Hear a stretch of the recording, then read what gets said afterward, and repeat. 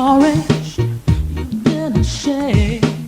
Everything's turned upside down. Nothing ventured, nothing gained. You gotta be back on your feet again. Come to me, you will see. I'm the one you can count on. Anytime, anywhere. Have no fear, I will be. Mom, I'm ready. Mom, can I have the money now? I told you, I don't have money to give you. So, be a good boy and run along. Mom, I need this money, and if I don't get it, I'm not leaving this house. What is the matter with you? Just in your GS3 and you suddenly become a stranger? Where did you learn how to speak like that? Mom, it's just that I have a mission in life, and I won't allow anything to stand in my way. Will you get out of my sight now? And let me warn you. If you don't rush out to school now, I'll mention all this to your father. Well. Since you have decided to bring father into this, I think it's time you got to know. Know about what?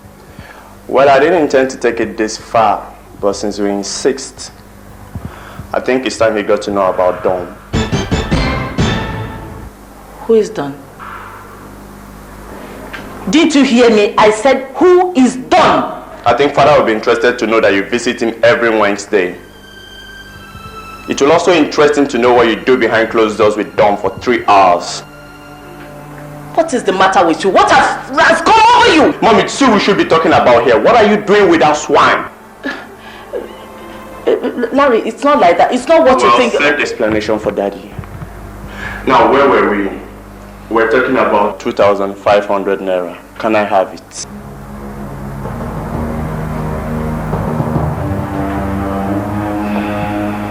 You've got 5 minutes, I'll postpone it to when father comes back. Well, I think my time is up. I'll see you leave. Larry! Do you know what you're doing? You're blackmailing me, your own mother. I don't know any word such as blackmail. All I know is that I want 2,500 naira. Can I have it?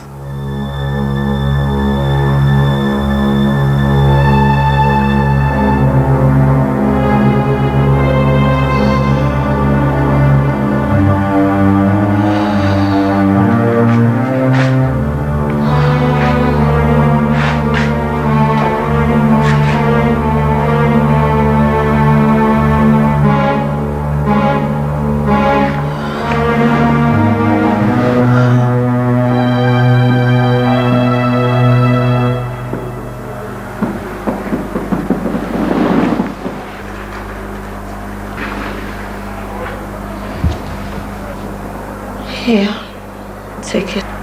Thank you, Mom. Larry, I don't want you to ever mention that name, Don. Here, I need 2,500 naira only, not a kobo more. I don't use what I don't need.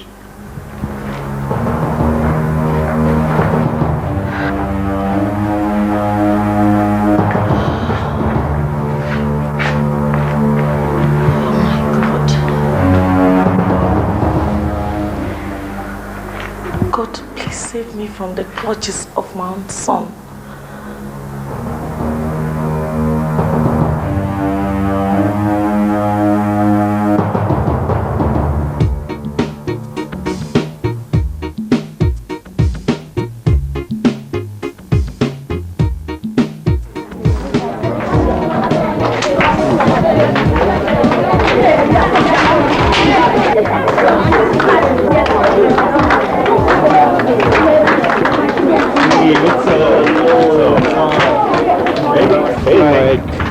Looking like you swallowed the bee. I've got the money. Now, where's Linda? She didn't show up today. I only hope she hasn't done something funny. For your sake, I had better hope so. Now, hey, take this. How did you get this, Larry? Forget about how I got it. Go and get rid of the pregnancy first. Thanks. And Mike. Yes? You won't like me one bit if you get things messed up. And I think it's high time you got your pints buttoned up. Do I make myself clean? Now I'll see you.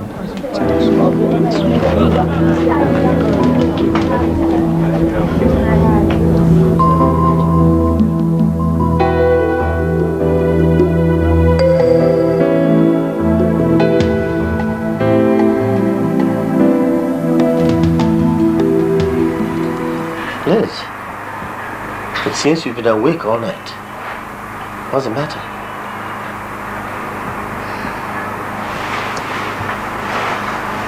Don't you think I should know what the problem was for you? It's Larry. Larry? What about him? Did you have a dream? Not really. I wish it was a dream. But it's real. How do you mean? Something is surely wrong with him. I can't be specific, but I'm very sure. I haven't noticed anything abnormal about him. I would even say he's grown to be so smart and ambitious. That is the point. Ambitious.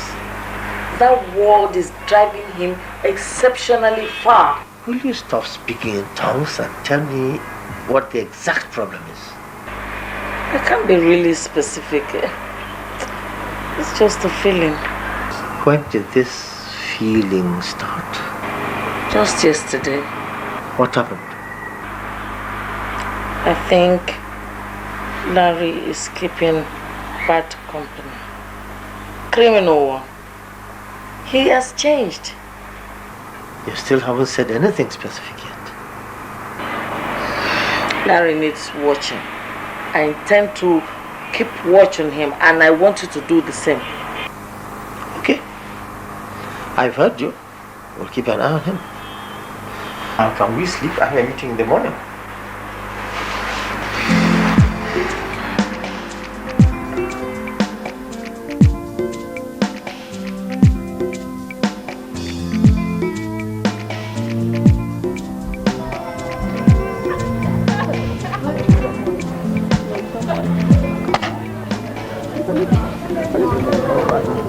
Hey man, here's Linda. Linda, how are you? Hope everything is okay. Yes. He made me do it, and I swear I'll never do it again. You better be serious about that. You know, anything could have happened. At this age, I honestly don't think we're ripe enough to do those things our parents do behind our back. The consequences are just too grave. Now, let's just keep this within ourselves and make sure it doesn't repeat itself. You might not be second time lucky. Do you understand? Thank you very much. You're welcome. You've heard what your friend said. No more of those painful acts. And who says it's painful? Come on, Mike. I'll see you guys later. Alright, see ya, Linda. My very beautiful babe. Not Larry. Senator. Senator. Yeah, from today you call me the Senator. Why Senator? Because I'm going to become one, of course. Well, if you'll excuse me, I got a class to catch, okay? Yeah. See ya. Oh yeah, it's me. I got everybody standing, screaming and shouting, yeah, yeah, it's me. It's me. So calculated, scintillated, outstanding, yeah, yeah, it's me. The Senator. I'm the Senator. Good afternoon, ma'am. Yes? We are looking for the senator. Senator? Yes, ma'am.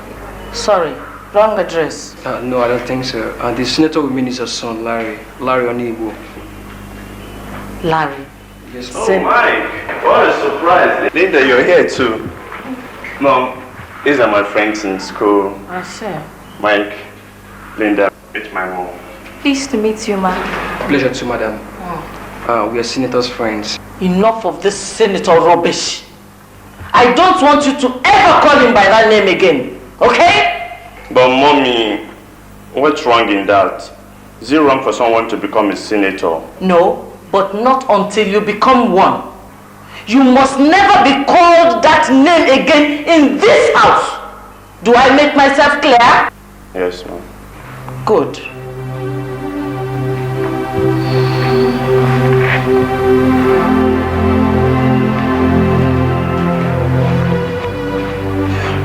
Make yourselves comfortable.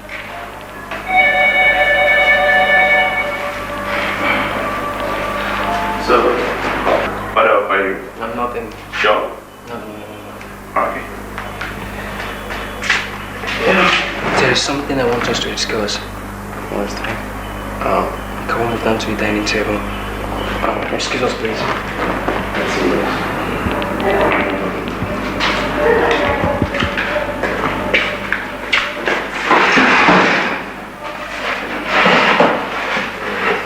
Senator, it's about my result. What about it? See, I can't believe I came second in the class. My parents are so thrilled. I'm grateful, Senator. Come on, I told you time without number. You're my friend, okay? Anyway, I got mine yesterday. I mean my results. You came first? Of course, what do you expect? Thank you. Thank you. I give you one promise. I'll do whatever I can for you. All you need is ask. Alright, we'll see when the time comes. Yeah. But can't What? Senator, can't I come first next time and you come second? Surely you cannot need that. You understand what I mean? Yeah, I think it's possible. We'll try that next time.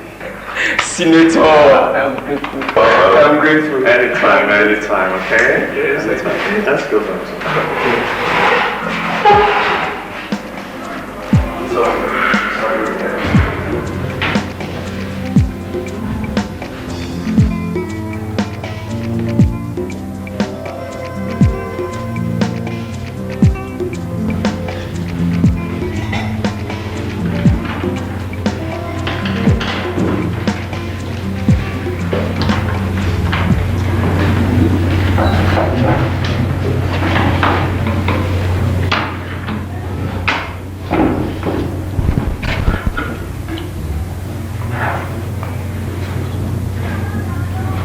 Now, Larry Onibu, I'm telling you for the last time, cover your answer sheet.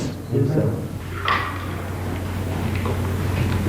And you, Michael Kiro, sir, concentrate on your work. Yes, sir. You two are supposed to be the best student of this class.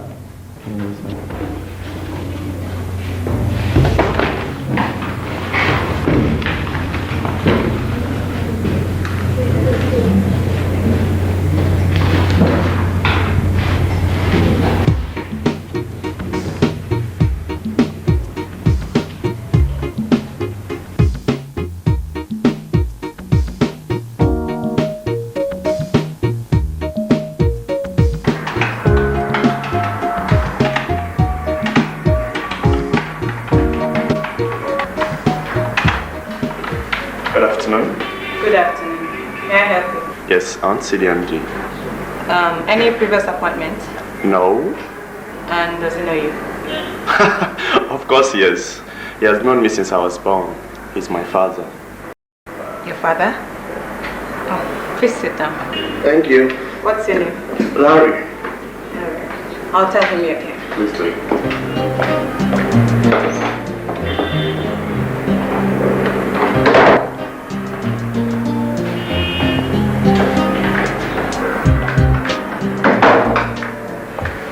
Okay, you can come.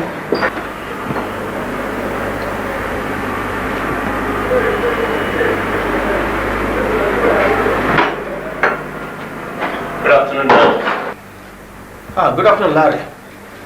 Did anything happen at home? No, I just came on my own. See? Okay, Dad, I need 5,000 naira. 5,000 naira? What do you do with that kind of money? It's not what I want to do with it that matters. What matters right now is that I need it. Larry, where did you learn to talk like that to me? Dad, I'm growing up to become a man, and I want to do this as quickly as I can. I hear that you go about calling yourself senator. Is it true? Absolutely, Dad. Is anything wrong with it? No. Except that you have to have a basic education first. Learn the political ropes. Contest and win an election to represent your senatorial zone before you can become one.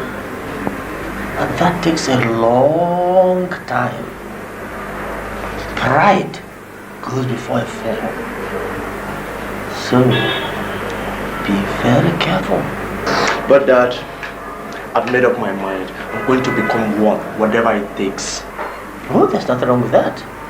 What I'm against is you're going by the name before you actually become one. I'm not a proud man, and I don't want my only son to grow up into one. Okay, Daddy. Let's leave this for another day. So, not anymore. Should I hear anybody call you by that name, Senator? Right? That's not the reason why I came anyway. And like I said, I need 5,000 naira. But you still haven't told me what you're going to do with the money. But Dad, it's not necessary. Larry, have you gone mad? You walk in here from nowhere demanding 5,000 without explanation. Which reminds me, my mother told me you've been acting strange these days. Now I'm beginning to see it. Well. Since you have decided to bring mother into this, I think it's time she got to know. Got to know what? That your Thursday night management meetings are being conducted between the legs of that your pretty secretary out there. How dare you? Father, you have 10 minutes. Now, Larry, who taught you all these things? It's not important. What's important right now is that I need 5,000 naira. How? What do you mean by my Thursday night management meetings? Dad, Danok Hotels is not the most secret place in Lagos. And besides, even the four walls of your elegant rooms do have eyes. Next time I suggest you seek for completely secret and secured place. Dad, we've got 5 minutes left. Larry, have you ever heard of the word blackmail? You are blackmailing me, your own father. Call it whatever name you like, Dad. All I know is that I need 5,000 naira. Am I having it or do I go to mother? Dad, my time is up. And as I said, I need this money.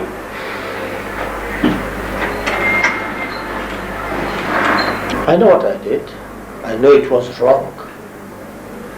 But it is morally wrong for you to obtain money by blackmail. It's a criminal act. As morally wrong as fornication and adultery. Dad, my time is up. And like I said, I need this money.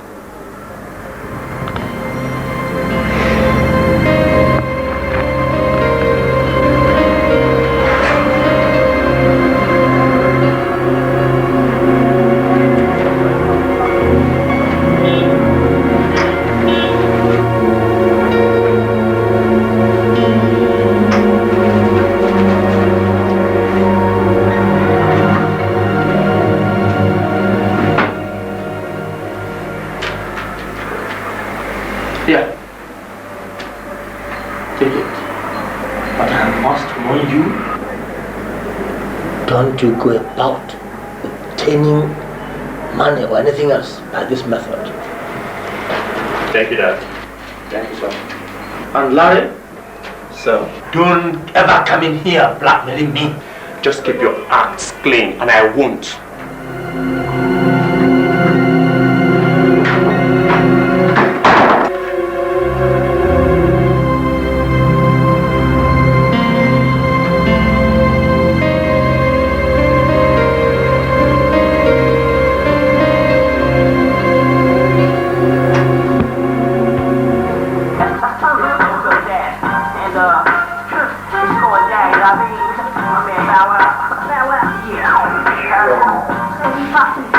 Oh, Mike, it's you.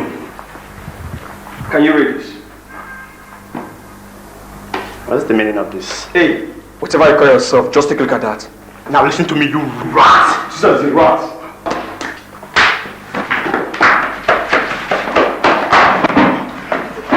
Now don't you ever try me again.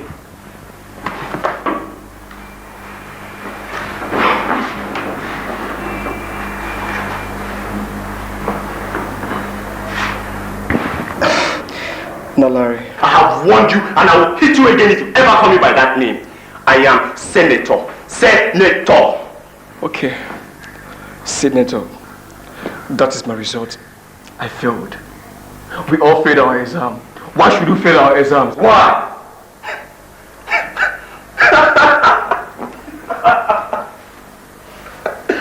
Mike, you failed. Only you failed. You're a blockhead. How do you expect me to fail? I came first as usual. I don't believe it. I don't believe it. But you wrote the 2 papers. You better believe it, Mike. I wrote the 2 papers, yes. But I discovered you're a bloody ingrate. I decided to help you because you're my friend. And you had the guts to tell me to make you come first while I come second. That we should, according to your theory, alternate it. Yes, I said it. But you could have said it if it was not okay by you. I just said that in the language I think you understand better. You said you're my friend. Yes, I am, Mike. But certainly not a fool. Listen, Mike, there is no way I could place you before myself, okay? So that is why you make sure I failed. No. I only placed you in a position where you belong. Since you cannot make use of your own head, I will always lend you mine. But that will be certainly at my own discretion, okay? When I decide you fail, you fail. Whatever position I decide, you take.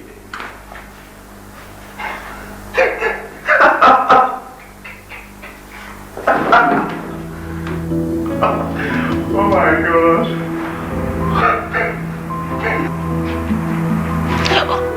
Oh, darling, what is it? Keep your voice low. It's about Larry. What about him? I think you are right. I have noticed something sinister about that boy. I think he's developing a criminal mind. Oh. Did he catch you too? What do you mean? Catch me too? Oh, never mind, nothing. What did you do? Well, I think Larry is no longer the issue. The issue right now is, what do you mean by, did he catch me too? I told you, forget it. Forget it? And if I refuse to forget it? Then I think I want to go back to sleep. Go back to sleep? Okay. You do just that. But when you wake up in the morning, you must finish what you started. Did he catch you too? Huh?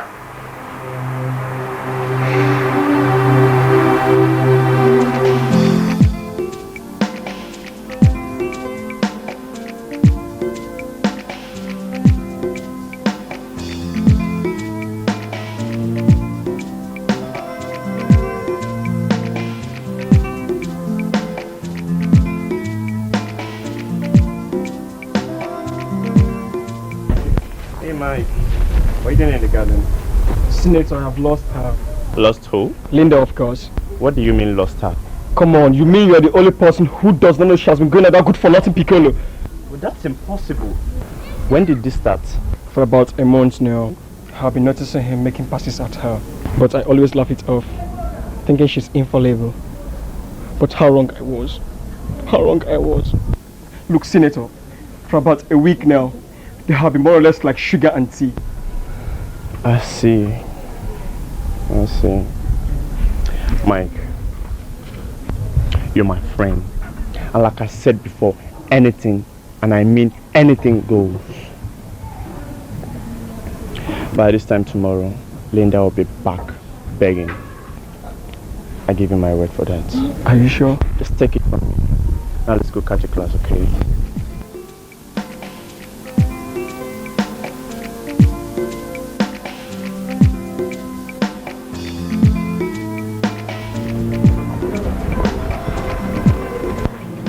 Senator, I've not seen you for some time. Have you been out of school? So it's true What is true? that you've been going out with Piccolo.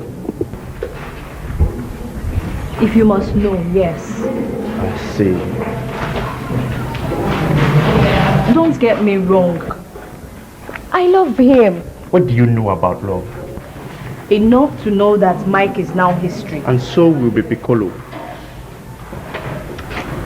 Until then, I intend to enjoy every bit of it while it lasts.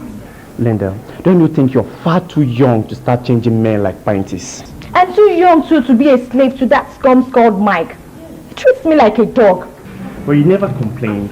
At least you should have told me before jumping into the hands of Piccolo. I think it's my business who I'll move out with.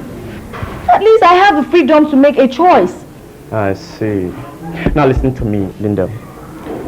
You're leaving Piccolo or whatever he calls himself now. And I mean right now. I'll give it to tomorrow to go and apologize to Mike. And if I say no, Prophet Isaiah? Then the principal knows. Your mother knows. And your father too. Know about what? That you had an abortion last time. See, the doctor is my family doctor. And he still has your dossier intact. Larry, you can't do this to me. Well, it's done.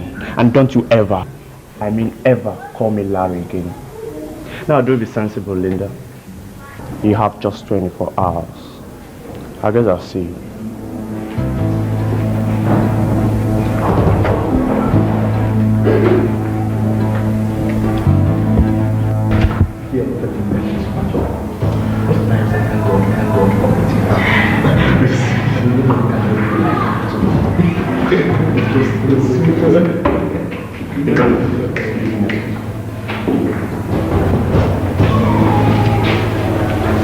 Come on, this one you're taking me away. I hope there's no problem. Yes, it's Linda.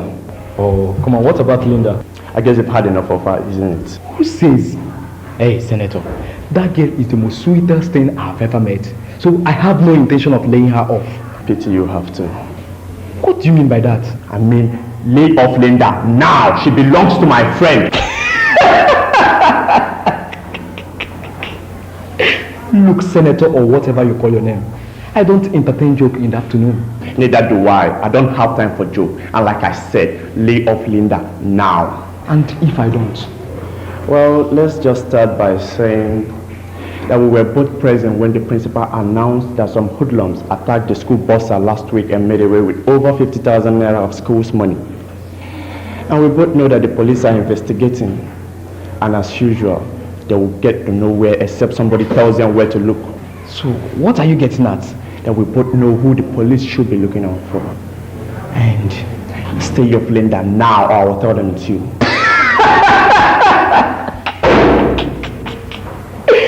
Look, my friend, you don't just start what you can never finish. Look here, Piccolo. I have enough proof to send you to the rope.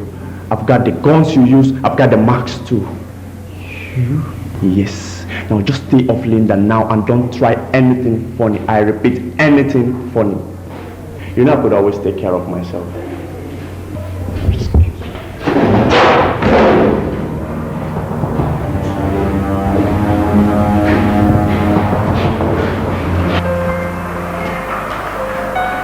Oh, Mike. Senator, you did it. What? You are right. What are you talking about? See, Linda is back on her knees begging. Oh, I told you. I told you she'll be back. Bro, Senator, look, I am very proud of you, man. You've done it again. Well, check this out. Check this out. Check this out. What? Admission letter? You can say that again. University of Lagos, man. Mine came yesterday. Really? Yes. Where? Unilag, of course. Oh, come on, man. Boy, they gave me sociology, and of course your bros don't mind, you know, provided I go through the 4 walls of university. I'm telling you, man, it's a miracle. My parents couldn't even believe it. They gave me political science, a course I've always wanted. All the time. Come on, man, that's wonderful. Oh, bro. But, what is it? there's a problem over there. Yes? And how do I graduate? You go into university 4 years and you become a graduate. I know, but you have to pass your exams before you become one. Of course. So I'm saying now, how do I pass my exams, man? Now that we're in different departments. Now I know what you mean. Never mind. Don't cross the river until you come to it. Really? Yep. Well, so good. I must confess, Larry, I'm very proud of your academic exploits. And in fact, your general ability as a growing man. You are indeed your father's son. Thank you, Dad.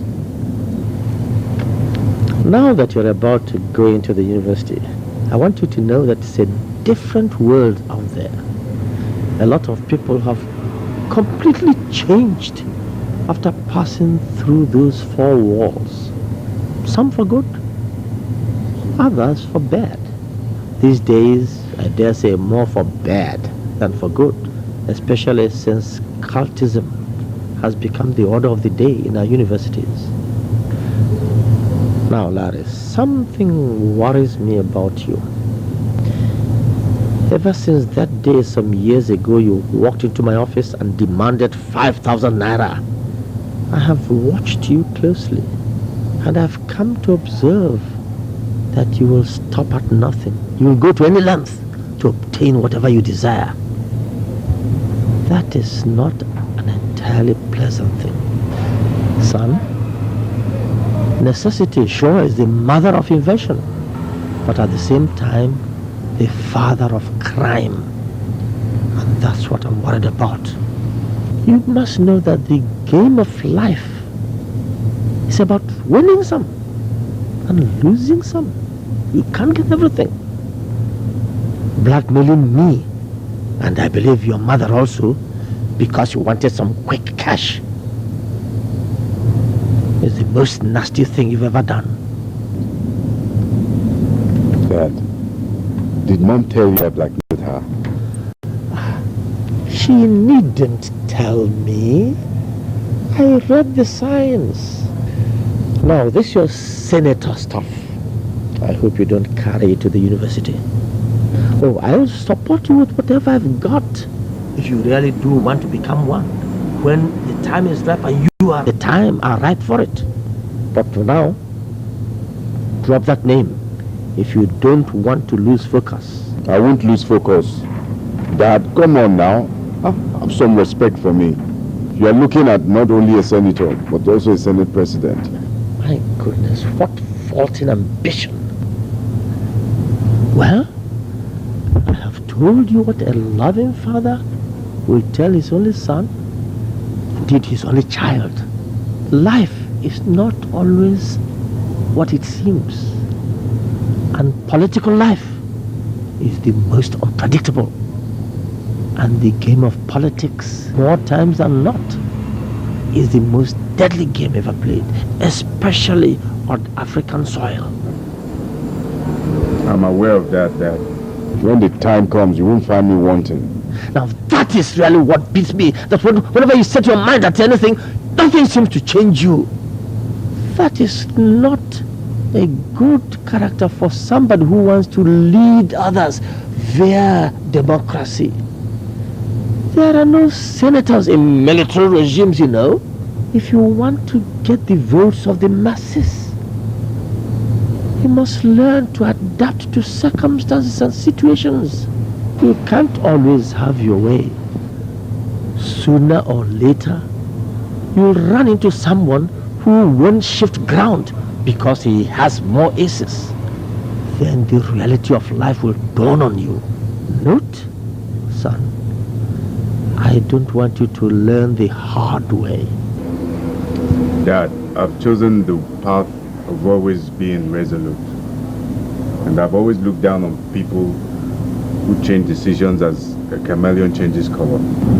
I don't intend to toe that line. Besides, I don't play games when I have no aces. Dad, maybe you haven't noticed or observed me. I'm a very careful person.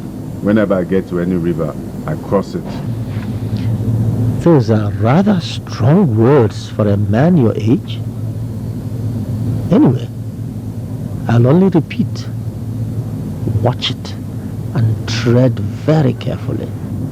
I will, Dad. Now, Larry, as one man to another, tell me, what was it you blackmailed your mother about? Dad, you mean after 3 years you're still disturbed over nothing? Larry, come off it. I'm your father. There is something and you know it. I have worried for 3 years. Maybe this is the right time to stop worrying. So tell me, Larry. Dad, like I said, there is nothing to worry about.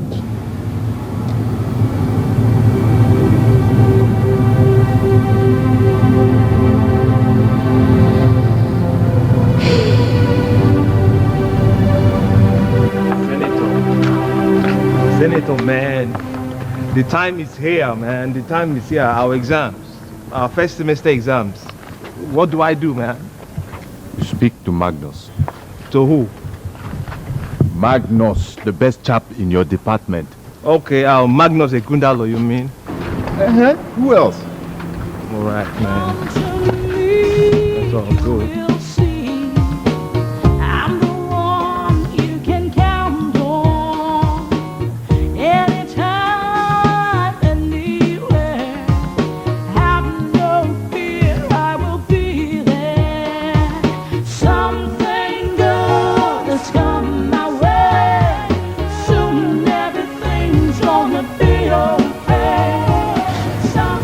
Magnus. Anyway, thanks for honoring the invitation. No problem, Senator. So, what are we doing here? Him. What about him? He's got a problem. Which is? He can't pass his exams. Yeah, but I don't say the questions. I know. So, how do I come in? Let's say all the way. I don't think I follow. Magnus, you're the best student of sociology department. I want you to help my friend pass his courses during exams. Help him with answers to questions. That's not much of a problem. That is, if we sit close enough. But if we don't... We will. I'll make sure, man. I'll make sure. So, do we have a deal? Until I hear what's in it for me. See, these days you use what you have to get what you don't. Right now, I'm not so sure of what I have. But I'm damn sure of what I don't. And that's money. Well, I'm relieved. We have someone who sounds more like a professional. How much money are we talking about here? 1,000 naira. Meaning 8,000 naira in all. Half before the exams and half after the last paper. Excuse me, where do you expect me to get that kind of money? Keep quiet, my friend. We'll do just that. But the terms are half before exams, the other half after you've passed the exams. Senator, if you want to play the game that way, what makes you so sure I won't take half the money and not perform? If you're thinking of a double cross, don't pick on us. Well, I was only putting up a point. Not that I intend to. Better let it be that way. Or else you'll be the last joke you ever cracked. Do we have a deal? Sure. See you. Excuse me? Senator, man, you doing it again. Come on.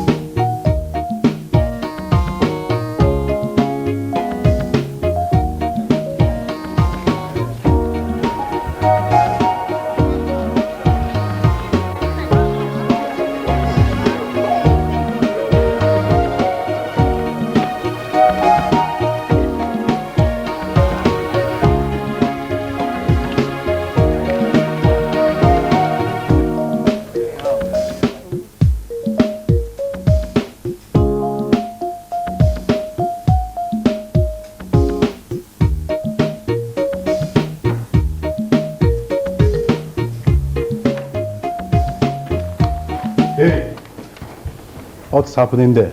Nothing, sir. 2 of you stand up. Sir, there's nothing going on. Stand up! Your answer sheets. Sir, nothing happened. His answer sheet just fell off and I picked it up for him. Silence! Sir, that was what happened. It just fell off and I picked it, sir, please. You can tell that to the Senate. Sir, please, sir. Just please. Please. Count yourselves lucky. You, move to the front. Hey, come to the back. But sir, please, I like the place I am. Move it!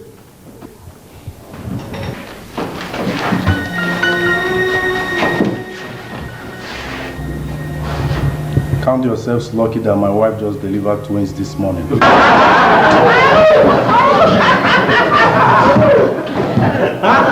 Silence! Senator, man. Senator, there's a problem. There's a problem. You know, like I told you now, we were caught well on the 6th paper. And the bastard had to separate us. Bank, the result is out. I've only passed the first 5 courses. And the remaining 3, I banged it. Tell me now, how am I going to pass the rest 3? Doing receipt. Yeah. I've been thinking. Ever since that episode, the more I looked at it, the more I became certain that we're headed for our adoption. Which is? Leave everything to me.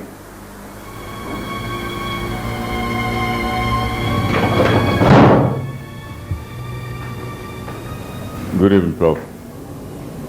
I can't remember telling you to come in. I'm sorry. I've been absolutely sorry for bumping into you like this. But you know, sometimes that necessity takes every courtesy off even the gentlest of men. Prof, I have a problem. Who are you? The senator. Just that will do. In that case, why don't you start by calling me the president? Like I told you, I have a problem. And you'll be doing me a great deal of favor by helping me to solve it. I know you don't usually grant such favors, but before we discuss that in details, I want you to take a look at this.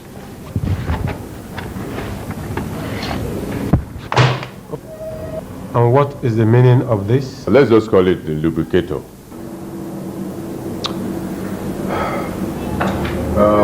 Prof, it will be to absolute interest if you restrict the visuals of that tape for your eyes only. I'll be here tomorrow. Good day, sir.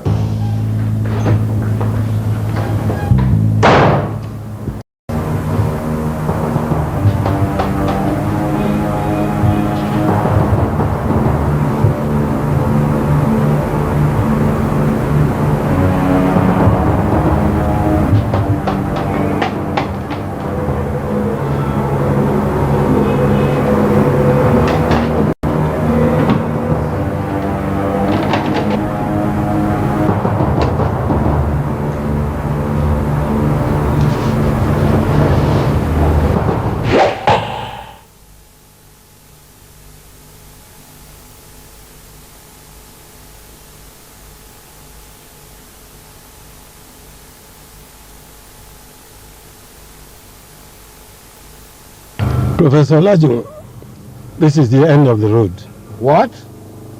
End of the road? Yes, I warned you. Of what?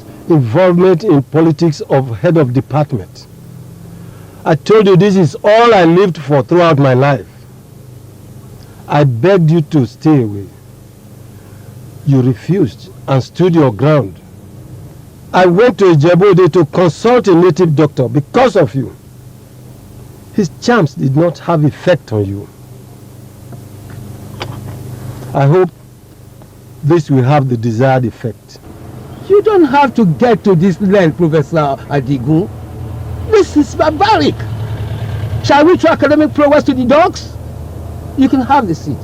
Become the head of the department if you are this desperate. Too late. Besides, you'll still be a pain in the ass.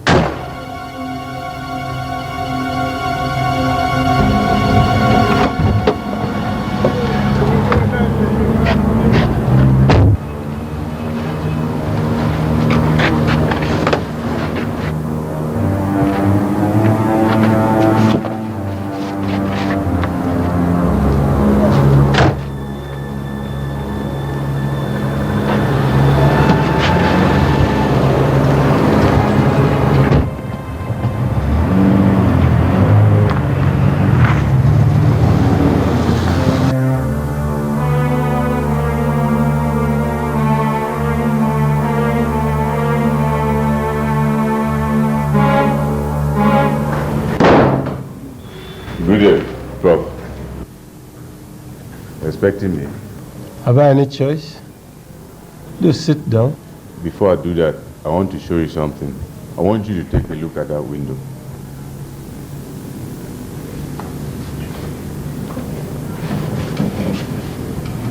You will see a red car there.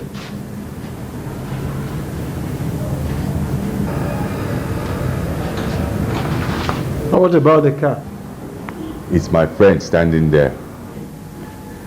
Now look at this. This is not a tight clip, oh. It's a microphone. My friend is recording everything. So, if you make any card swinging movement, the police will be here faster than you expect. You are very sinister. Not really. I'm only trying to make sure that I don't end up in a body bag. What do you want? Simple. I have a friend, his name is Michael Kilo, with registration number 81/0111550 of this department. He has already failed 3 courses out of the 8 in the first semester. Your duty is to see that he passes all of them in September. You also make sure that he does not fail any other course until graduation. So, you're taking all this risk because of a friend? He's a very special friend. Very special. Goodbye.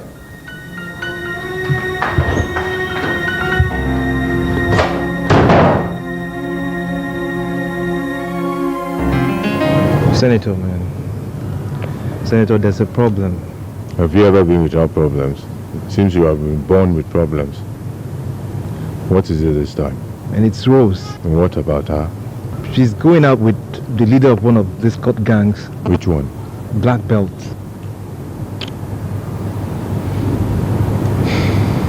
So what's the problem? I've been giving death threats to quit her. Death threats? I'm telling you.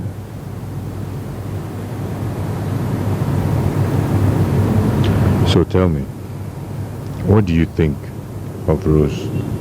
Do you really like her? Bro, look, I love that babe, man, with all my heart. Then you're going to keep her. Mike Okilo. I have obviously warned you to leave Rose alone. She is mine and mine alone. I just wanted to warn you for the last time in front of your friend Larry Onigbo. My friend, you Senator next time, you hear? Shut up!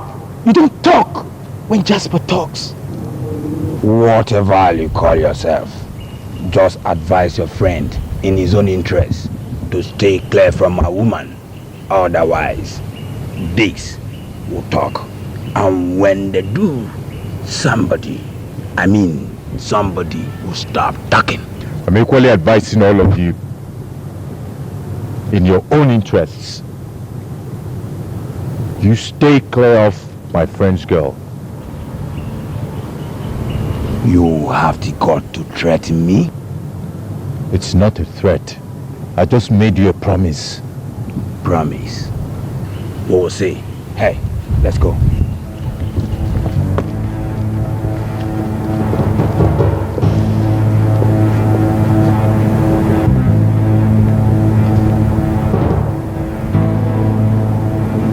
Senator, do you think that was the right move to make? Relax, my friend. It's better for a man to die fighting than to die in his sleep. Right now we have a war, and the best form of defense is to attack. Mike, we're going to acquire guns. What? Oh yes. Rose, I really do love you. But tell me, what is this thing you're doing with that animal called Jasper? Nothing, Mike. What do you mean nothing? He's forcing his way through me. How do you mean? He's a member of the Black Belt and has threatened to bathe me in acid if I refused him. Acid? Yes. Mike, why don't we break it up? That would be for my dead body. How could you be saying that? Mike, please. It's not worth it. I mean, nothing is worth being bathed in acid. Come on, Rose, drop it. Drop it. How could you be saying that? The day a man cannot fight his own battle, then he doesn't deserve to be called one. Mike, these people are dangerous and inhuman. Please, for my sake, stay clear. Rose, you are joking. I'm telling you, you are joking. How could you be saying that?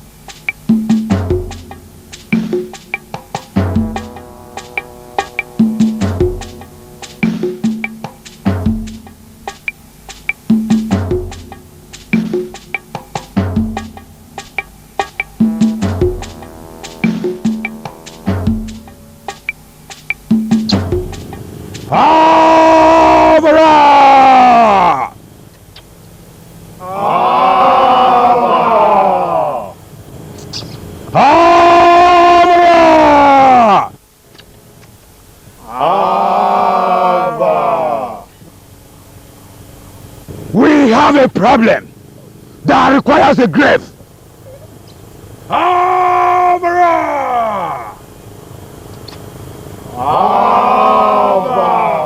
His name is Michael Kilo. He deserves to die.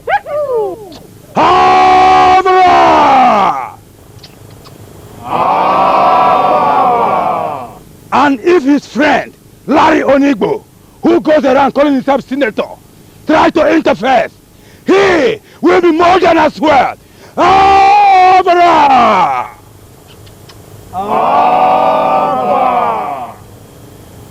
When will this be done? Before the next nightfall. Hey, don't move.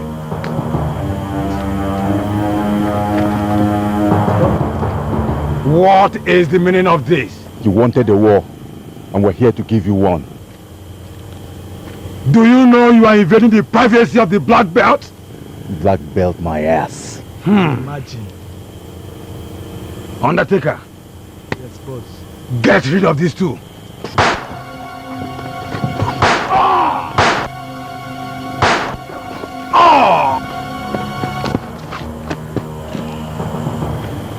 Go ahead and bury your dead. Next time you won't be so lucky.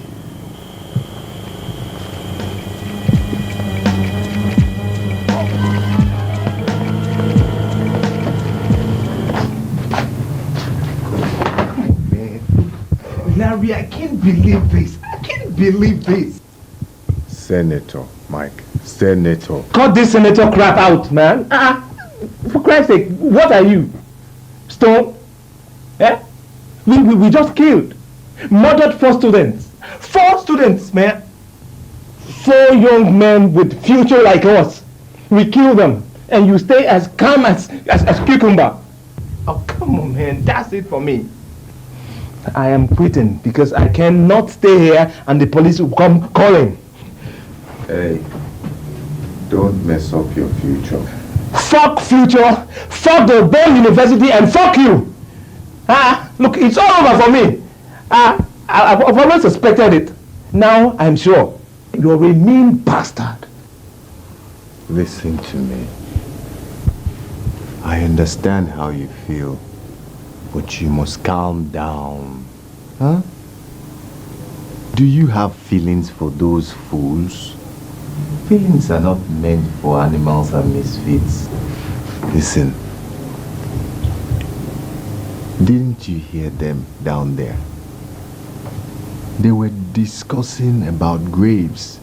Mike, our own graves.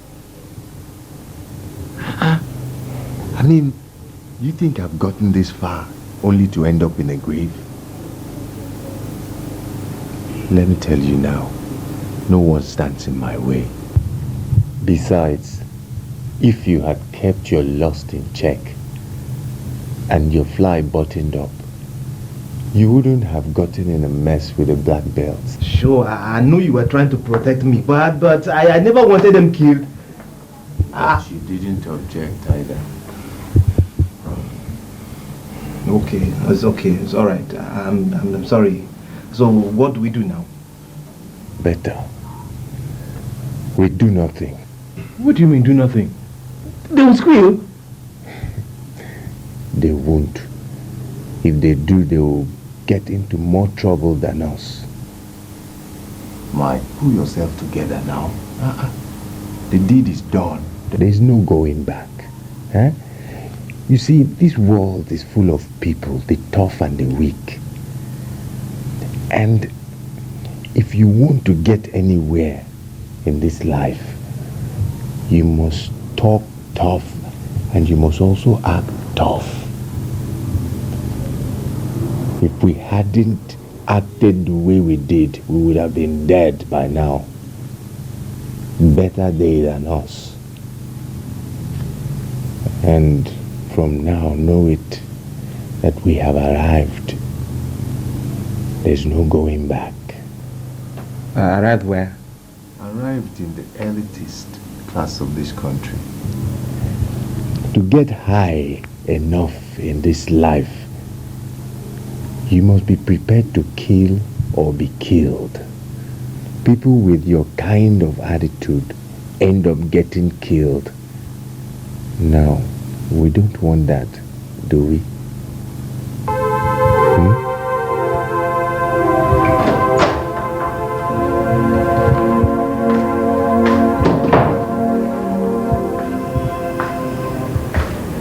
Good day, Prof. You wanted to see me? Yes. Please sit down.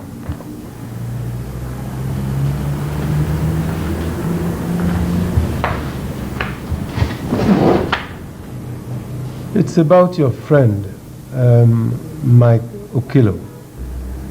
What about him? Prof, it's only one more year left now. I mean, after that we'll forget all about him. Exactly. But you see, it's just that one lecturer is refusing to play ball.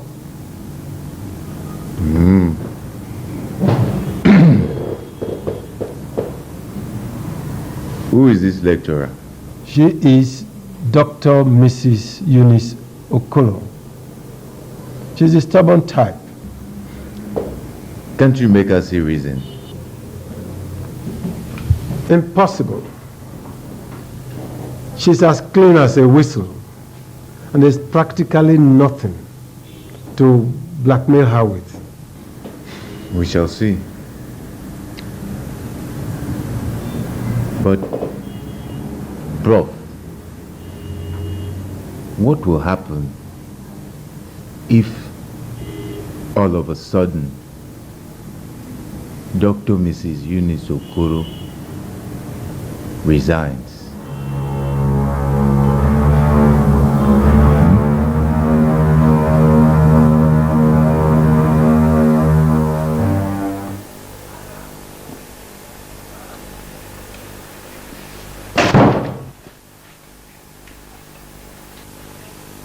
How rude of you to bump into my office like that!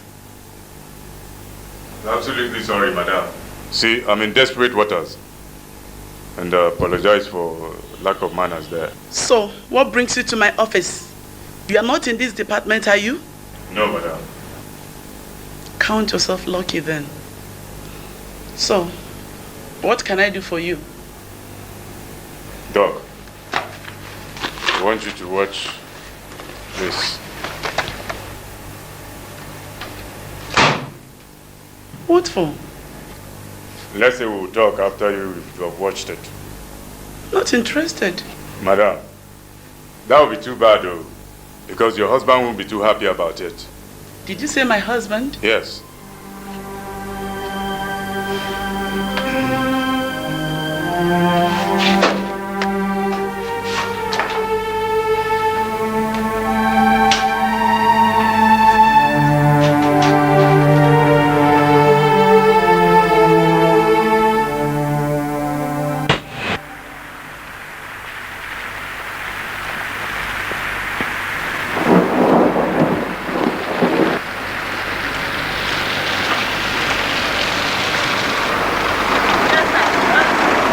Beautiful girl. How much be your orange? It's 30 naira, sir. 30 naira? Yes, sir. Okay.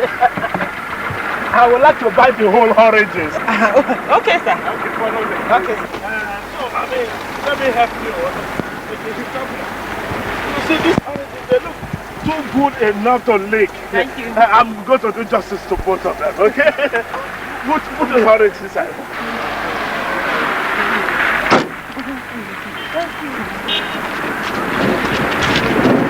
Thank you.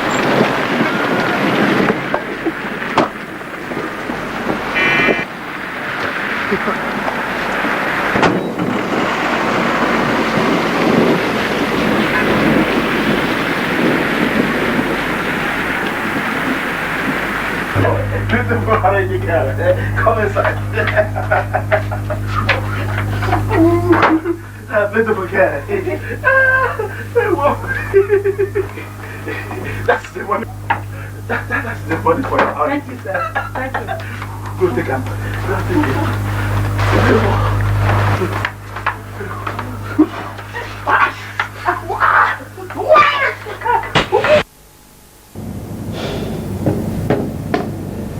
Now, to what do I owe this horror? Madam, listen, we know that that man is your husband. We know he raped that innocent girl. We also know what a scandal it could be. But we could avoid that on campus if only you can do me a little favor. Which is? You must pass my friend in your course. Your friend? Yes, Mike Okilo, registration number 81/0111550. The same child the HOD mentioned. Yes. I see. I wonder what you're blackmailing Professor Digo with. That's not important. What's important is that you must pass my friend in your course. And if I refuse? Too bad. You wouldn't want me to spell out the consequences, would you? Didn't it cross your little brain that I might be interested to get rid of my husband? I know you don't intend to do that. Then, you did not do your homework very well. What do I call you? The senator. Funny. Well, whatever you call yourself. I have been wanting to divorce my husband for the past 10 years now. But the scum does not want to lose my influence. He decided to hang on, despite not having seen my last for good 12 years now.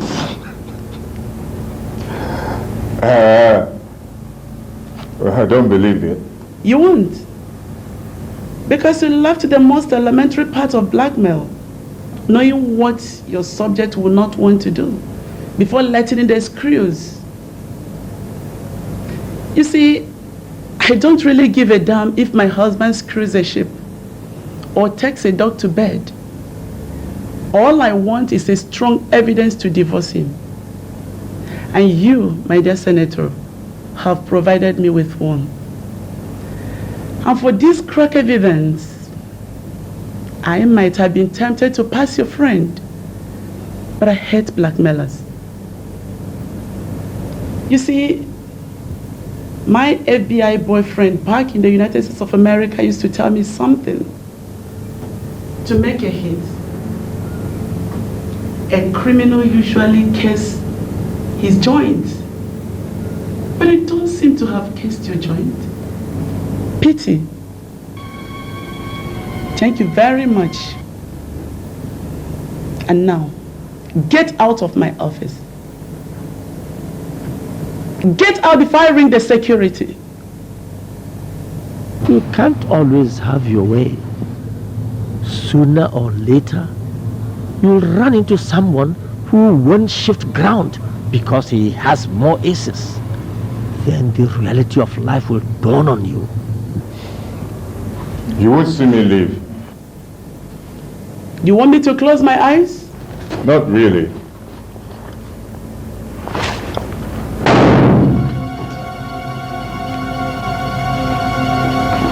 Like I said, you won't see me leave. Go and divorce your husband in hell.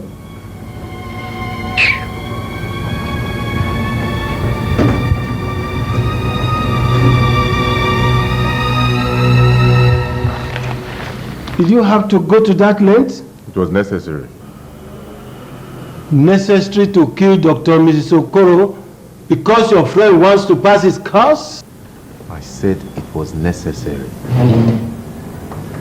Now, do we have a replacement handy? Of course. But that makes us equal. We are both murderers now. From this moment, your friend starts earning his keep. When he fails, he stands failed. Really? I don't suppose you want to endanger your position as a departmental head after working all these years, just because you've refused to pass a student in his exams? I warned you I'll get you one day. Do you know what I have suffered since you brought me that sinister tape of yours? Now, I have you on a platter. You amuse me. Who told you you have me? I tell the authorities you murdered Dr. Mrs. Okoro. The motive is clear. They whisk you away, never to blackmail lecturers again. You think I will not present that tape if you tried that? Of course I do. And do you think I care? You do. You don't even have the guts to vacate your post. Much less talk about taking a trip to the gas chambers. Besides, it will be your word against mine. Dr. Mrs. Okoro. Oh yeah? Woo! Your word against mine? Boy, I thought you were smart. You fell on an old coin. I have you on tape. Every bit of the conversation. All I do is edit my contribution, and you are in the cooler. You see what I mean?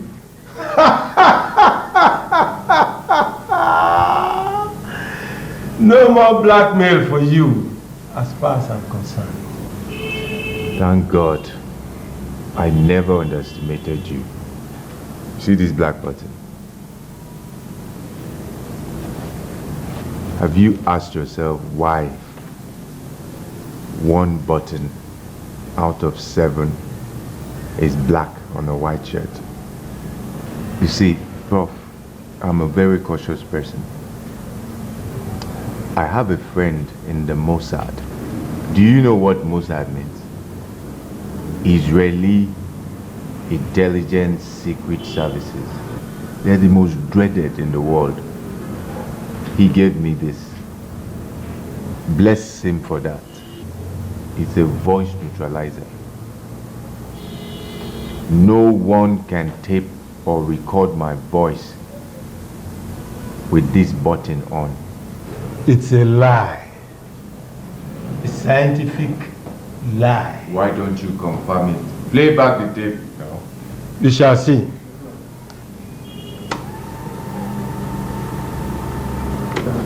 Did you have to go to that length? Necessary to kill Dr. Mrs. Okoro because your friend wants to pass his course? Of course. But that makes us equal. We are both murderers now. From this moment, your friend starts earning his keep.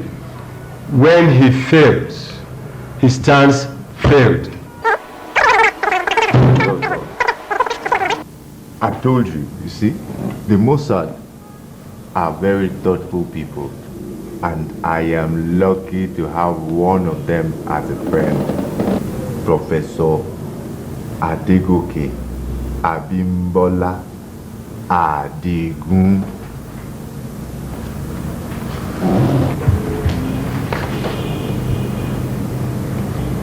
My friend Mike Okilo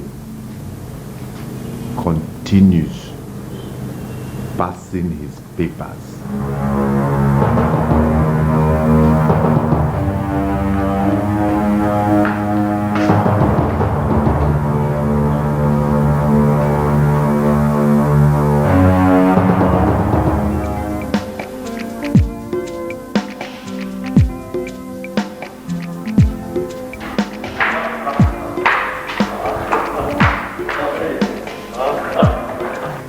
Congratulations, Larry. Oh, you really made me proud. You got a first-class honors degree in political science. That's wonderful. That's my son. Ooh, I can hardly believe it. Now, you've got to get a job. I have a few friends here and there who will be willing to package something for you. As what, Dad? Oh, as personal assistant, personal secretary, special assistant, something respectable. But what's more important, something that pays good money. I don't want good money. So what do you want? You know what I want. There we go again.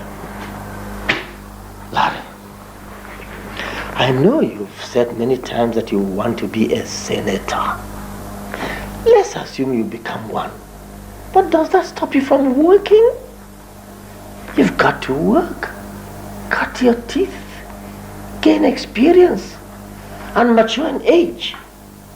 And what's more, make some good money. Political campaigns do cost a lot of money, you know that? I know all that, Dad. But I have my own plans. Which are? One, I don't want to work with a first degree. I want to do my master's immediately. That's the reason why I'm skipping youth service.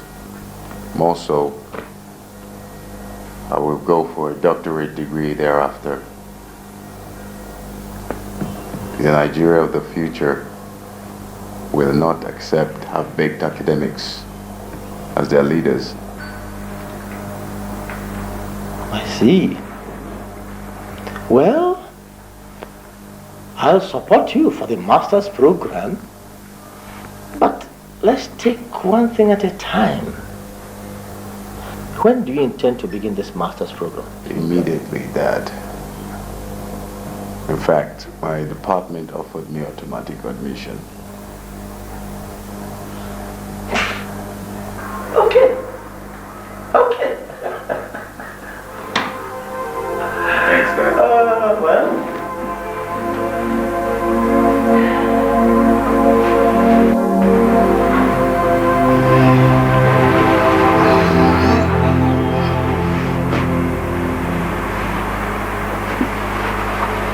Darling, what's the problem? You're not sleeping. And it's late already. It's your son. Larry, what about him? Has he done anything again? He still lives with this obsession of becoming a senator. So? He's not stopping at that. Now he wants to become the Senate president. What's wrong with that? Let him have his dreams. Anyone is entitled to have one. Exactly. But see, Larry is not just anybody. Sometimes he reminds me of my father. They both dream with their eyes wide open. Then it runs in the family. It's a pity I never really got to meet your father before he died. But I've never met anyone who holds as tight as you when your mind is made up. And I know that's why you're worried about Larry's obsession. Woman, this is serious. Politics in this country is a dirty business. A very dirty business. I don't want Larry getting mixed up with it. Oh, darling, don't worry. He'll be okay. No. He'll take care of himself. Mike, I'm going back for my master's. Oh, congrats, Senator. Congrats. So me, I can't go further than this. I am a businessman. And what I have learned, what you have helped me to learn, is enough for me. Now that you're talking about business, what kind of business is it? Well, supplies, of course, supplies. I go to companies, try to find out who has what and who wants to buy what. I then buy here and sell there. You think that is easy? I don't see what makes it difficult. A lot. Supplying is a frustrating business now in Lagos. A lot of people are on queue, and most people end up being owed months and even years. Well, that is most people. For me, I have my own plans. Listen, Mike, forget supplies. You're going into contracts, big contracts. So, and you think contracts, especially the big ones, you think they fall from the sky? And besides, where do we get the money to pursue it? Relax. Now that you're a graduate, anything is possible. Have trust in me and you'll go places. I'm listening. Exactly what I want you to do. Open your ears and listen. Go for contracts above 10 million naira. Jesus! Senator, where do you think we raise the money to pursue such contracts from? Besides, how do we even execute them? Don't worry. I've always told you to cross the river. Only when you get to it. Just keep your eyes on the ground, though.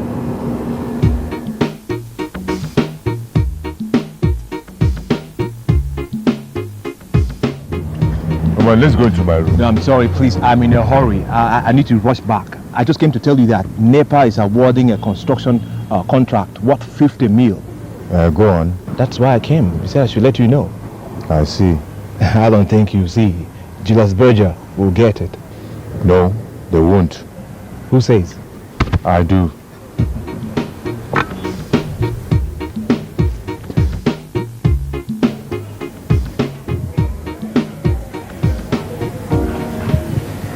Young man, I don't really know what you want. You shouldn't have even entered there in the first place. But now that you have entered, I'm giving you only 2 minutes. Alhaji, let's not be hostile. I'm here because I need a favor. But I understand the stakes are so high that you cannot grant me that. Perhaps I can sit down. No problem, by all means be seated. But you have only 1 minute left. Alhaji.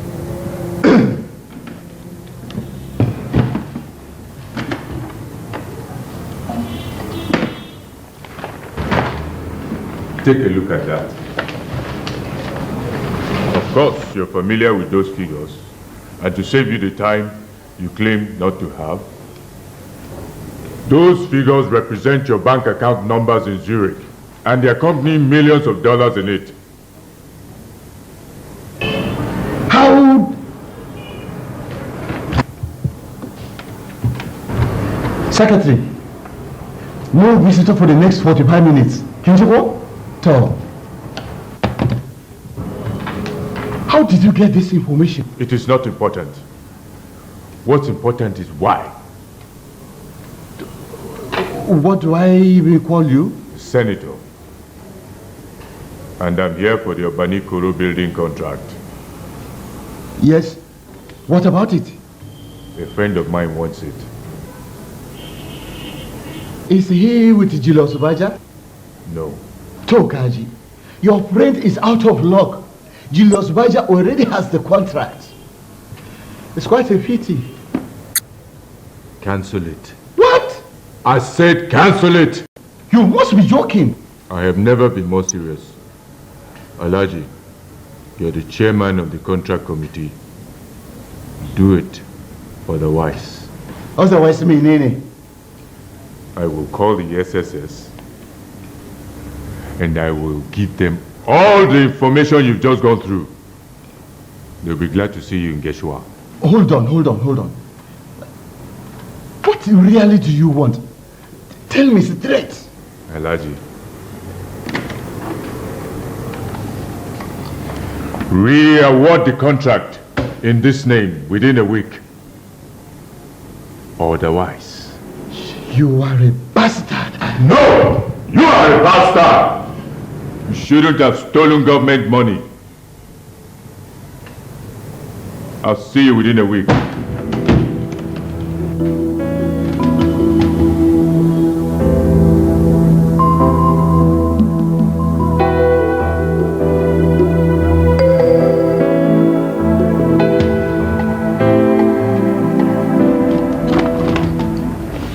Yeah, contract papers.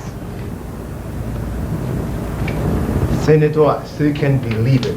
How did you do it? Never mind. And, Senator, we may still have another hurdle. You know, these days they don't pay mobilization fees anymore. So where do we get the money to execute the project? And besides that, man, I don't even have idea about construction. Employ people who do. As for where to get the money, there's only one place. Which is? Leave that to me, Mike. Come back here in 5 days' time. Okay.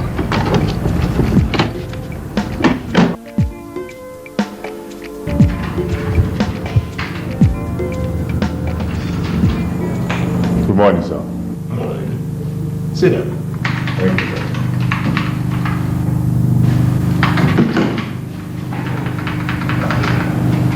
I understand you want a loan. Yes, sir.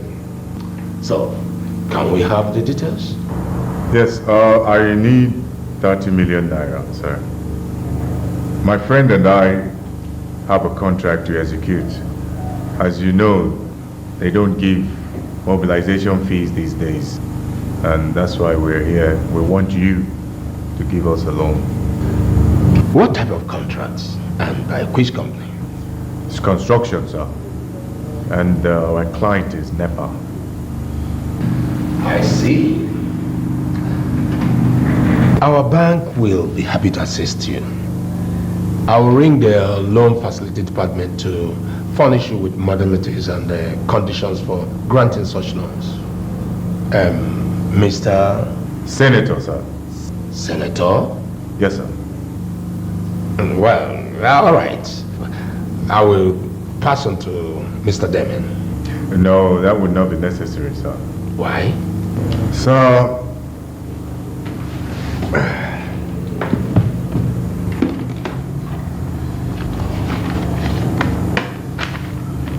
I would want you to take a look at these.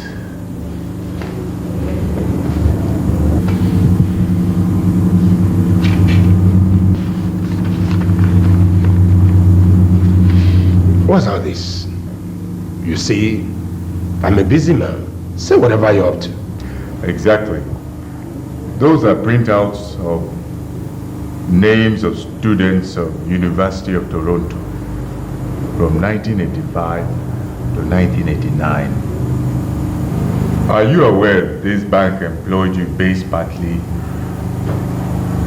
on your certificate and partly on your smart move by marrying the governor's daughter? Now, how would your public image look like if the people get to know that you never went to Toronto, let alone our university? Please, don't do that to me. I won't. It's just that I have pressing problems. Name it. I have already done that. But I have no collateral. That's impossible. Oh, come on, manager. Don't break my heart now. Let's try to be helpful to one another. You do me a favor. I reciprocate. So, facilitate a loan in time in the name of Tim Carl's Ventures. 1 week, I'll be here to collect the money. Have a good day, sir.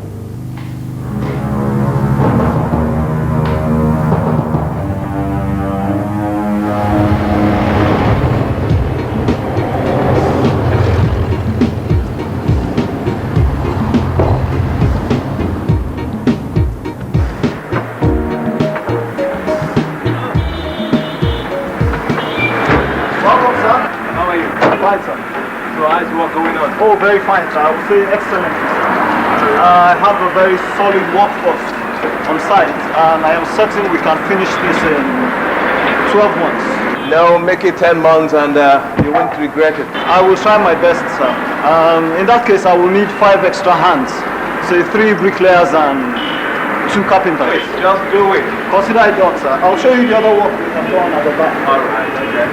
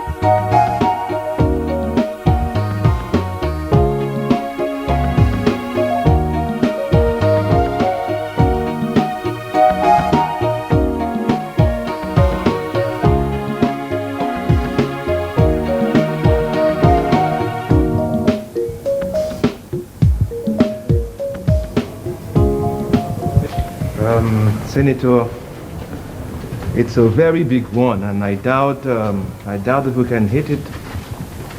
How big is it? 500 mil road construction. Well, that's way up our alley. You mean we go for it? Why not? Well, which office of NNPC exactly is in charge? Eric Moore. Yeah. Leave everything to me. How's Abanikoro coming up? Yeah, Abanikoro is doing well. Why don't we even visit that tomorrow or straight away? No, Mike. My exams are here. We'll go there in a week's time after my papers. Fine.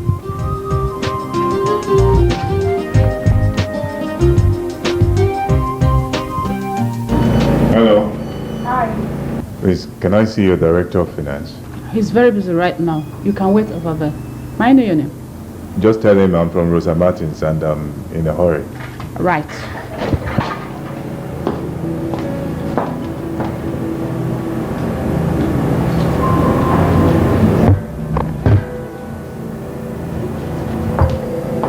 You can go in now.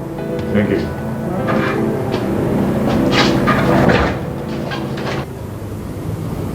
Yes. What do you want? Would you offer me a seat? Sit down. I said Rosa Martins. Yes. Do I know her? Knew her should be more appropriate. What are you talking about?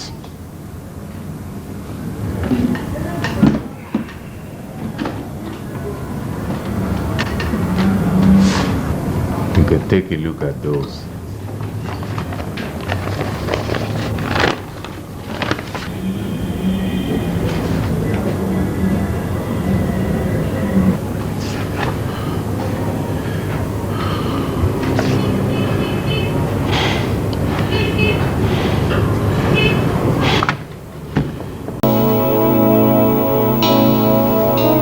She wanted to blackmail me.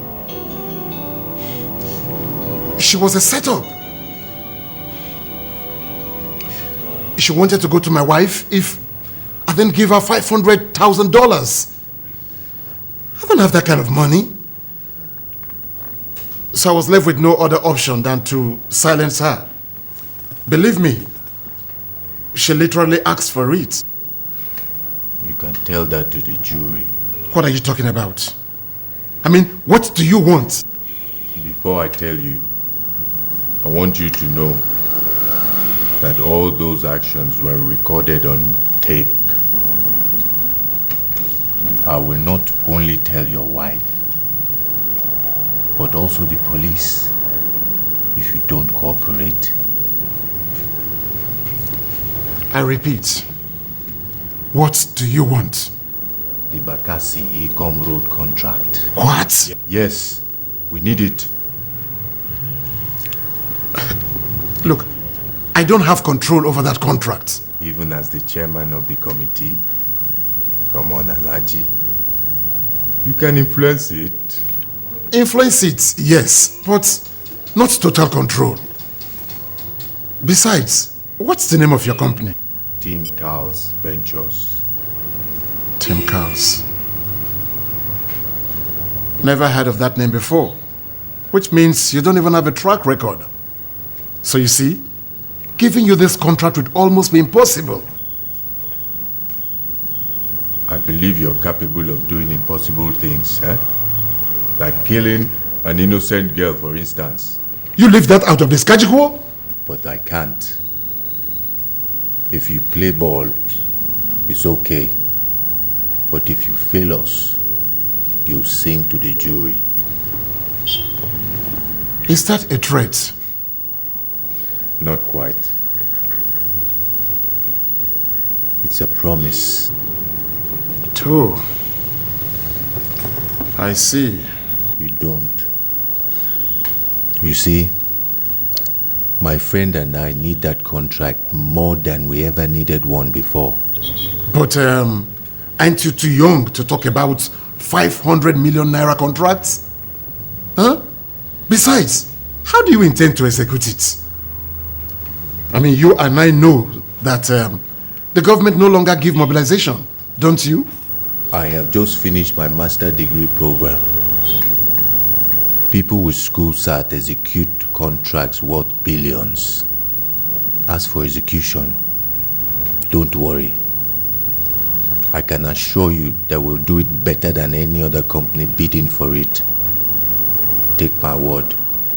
Well, your words are not enough. You see, there are 15 members of the award committee. Each of them are quite expectant. And I must tell you this quite frankly. They won't give their notes just because I say so. You are the chairman of the committee. Tell them they'll be doing you a personal favor. Isn't that what it is? It's not going to be easy at all. It's not going to be easy. Neither will standing in the docks making confessions to the jury.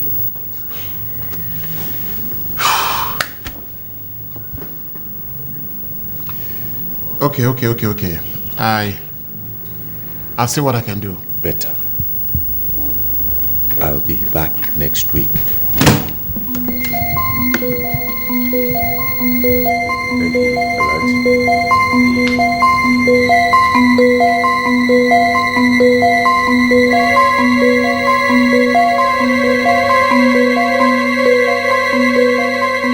Good day. Good day. Sit down. Thank you. Yes. You have a problem. What kind of problem? One of the committee members won't play ball. In that case, we all have a problem.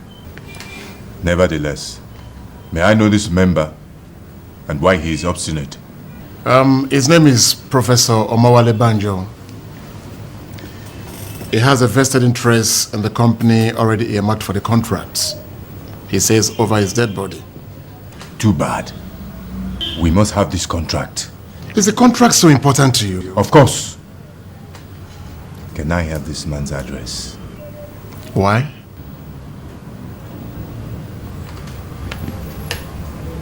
You can guess, can't you?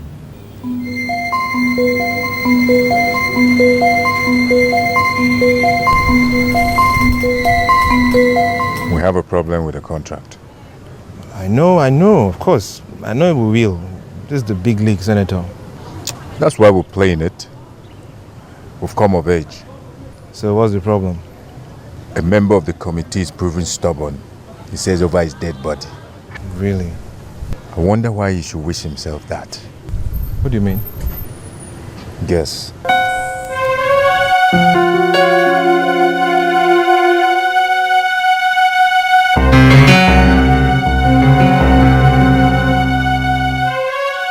I'll do that. Not at I'll see you later. Good day, sir. Good afternoon. Welcome. Good day, sir. Please be seated. Thank you, sir. Yes. What can I do for you? Sir, we're here for the Bakassi-Igom Road contract. We're here to make a passionate appeal to you, sir, to allow us have it. Are you the people Al-Hajj spoke about? Yes, sir. I don't know what has gone into the Al-Hajj. I will be the last person to endorse a contract worth 500 million naira to small boys like you. It is absurd.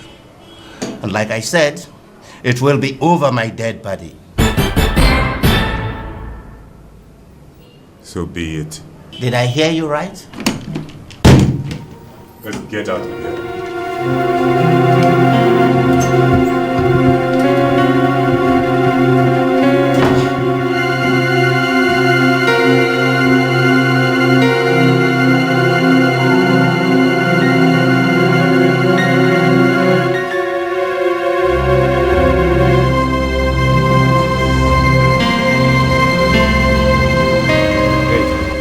What a pity. Such a foolish man. Well, I tried to make him see reason. What do you expect? Some people feel they own this country. Too bad. Let's go.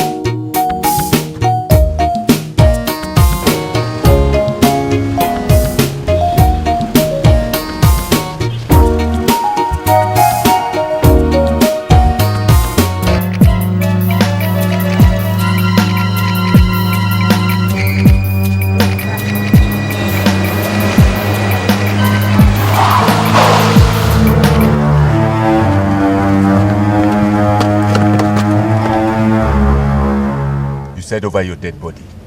So be it. Oh no, we can negotiate. Too late. We offered you a chance to leave, but you ignored it. So long. We offered him a chance to leave, but he ignored it. He was such a fool. And look, now he has caused the death of an innocent man. Who did he kill? You, of course.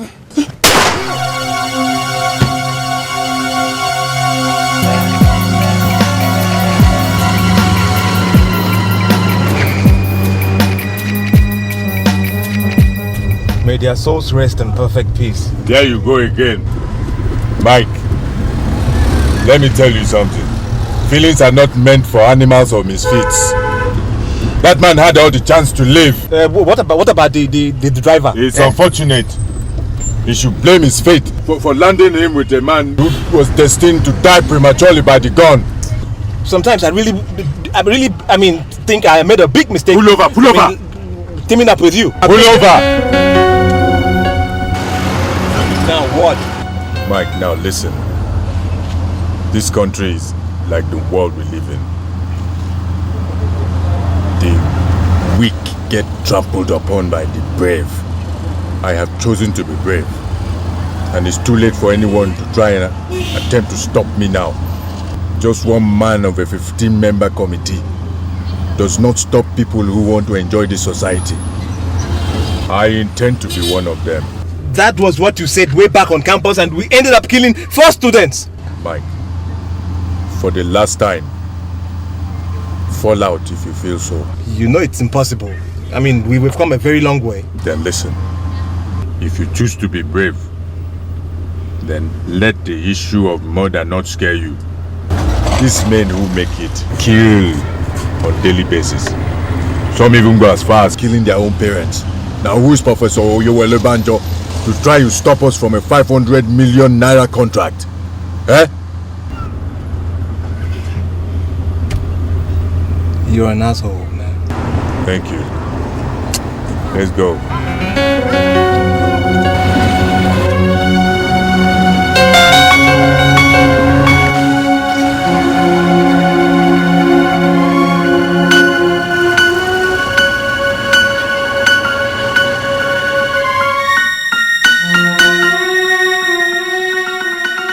Larry, now that you've got your master's degree, can you now pick up a job? For what? Larry, please, my son, take it easy. You have to make a living. Your father cannot continue to support you forever. You know that. Mom, I'm already fending for myself. Can't you see that? Even you, Dad. That's the problem. What exactly do you do fending for yourself, as you claim? Dad, I'm in partnership with Mike. We've been executing contracts here and there. Executing contracts? I hope they are not killing contracts. Come off it, Dad. Senators do not kill. And I don't intend to be an exception. So, what kinds of contracts have you been executing? Construction, etc., etc. Construction. Now, none of you did any courses related to building or engineering. How come you're into construction? Dad, you don't have to be a civil engineer to win contracts. This is Nigeria. I thought you said you wanted to be a senator. How does this tally with business and construction? Dad, you said that campaigns cost money. All I want to do is to make sure that I don't borrow when it comes to that time. How much do you think you can amass to be sufficient? Well, Dad, I think you have unfairly underrated me for too long now. The first contract executed was a NEPA building at Obanikoro worth 50 million naira. Woman, did you hear that? 50 million? The next under construction is the NNPC road project, Bakassi Ecom, worth 500 million naira.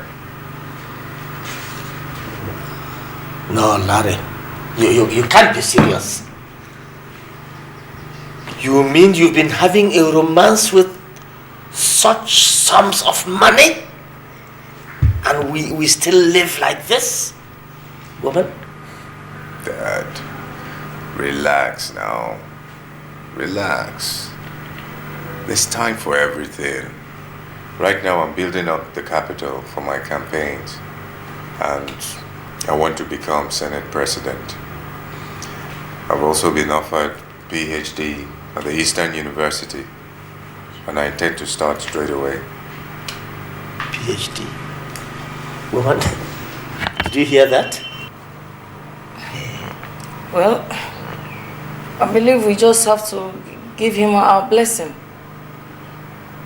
My son, be very careful in whatever you do. And always have the fear of the Lord. Remember where you're coming from. I know everything is possible in this country, but always have the name of God and this family first in whatever you do. We'll continue to pray for you. And if it's this wish, we'll all be behind you.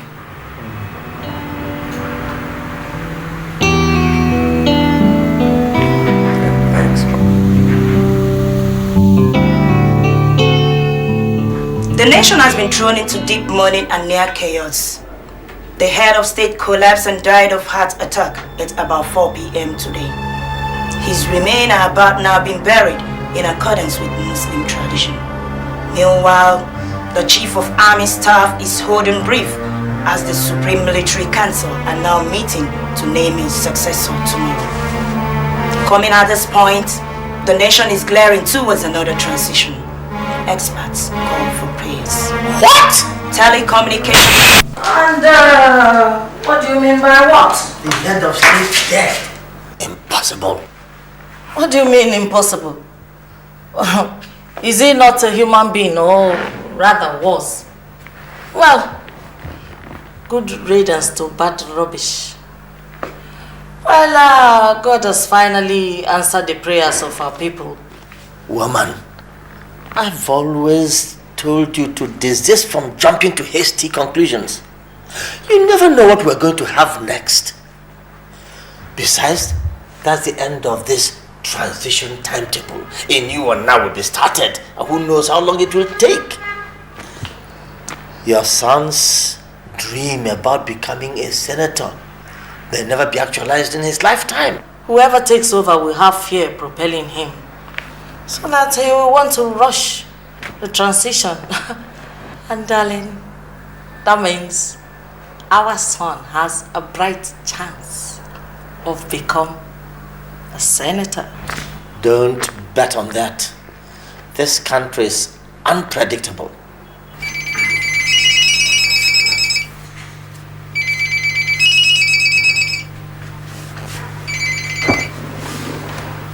Hello? Hey, Senator, bro, what's up, man? Man, where you calling from? Oh, really? Campus? It's all good. Oh boy, man, the man just died like that. Can you beat that? I'm telling you. No. We have been paid. The check just cleared 2 days ago. We are quite lucky, man. Honestly. Is that? What do you mean, wind up? Okay, you mean the election? Oh, that's all right. Look. Are you sure the chief of army staff will hand over so quickly? Well, let's hope so. Let's hope so. So how is life generally? It's all good, bro. It's all good. It's all right. Till then now. Okay. Bye.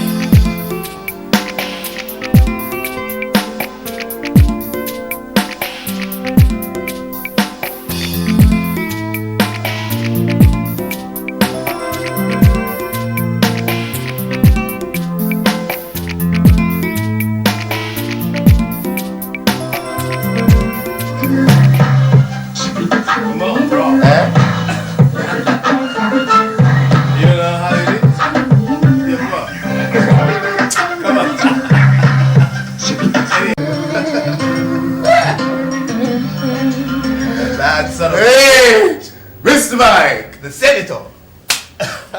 Oh boy, you never cease to surprise me. Oh boy. You never told me you were coming around. Well, it's not as surprising as the death of the head of state. Nah, can you beat that? Wonder shall never end. I'm telling you. Nah, let's toast. No. To the youngest billionaire in this country. Hey, Mikey. And to the youngest senator and a senate president. Nah, will you? To you. To us. Enough.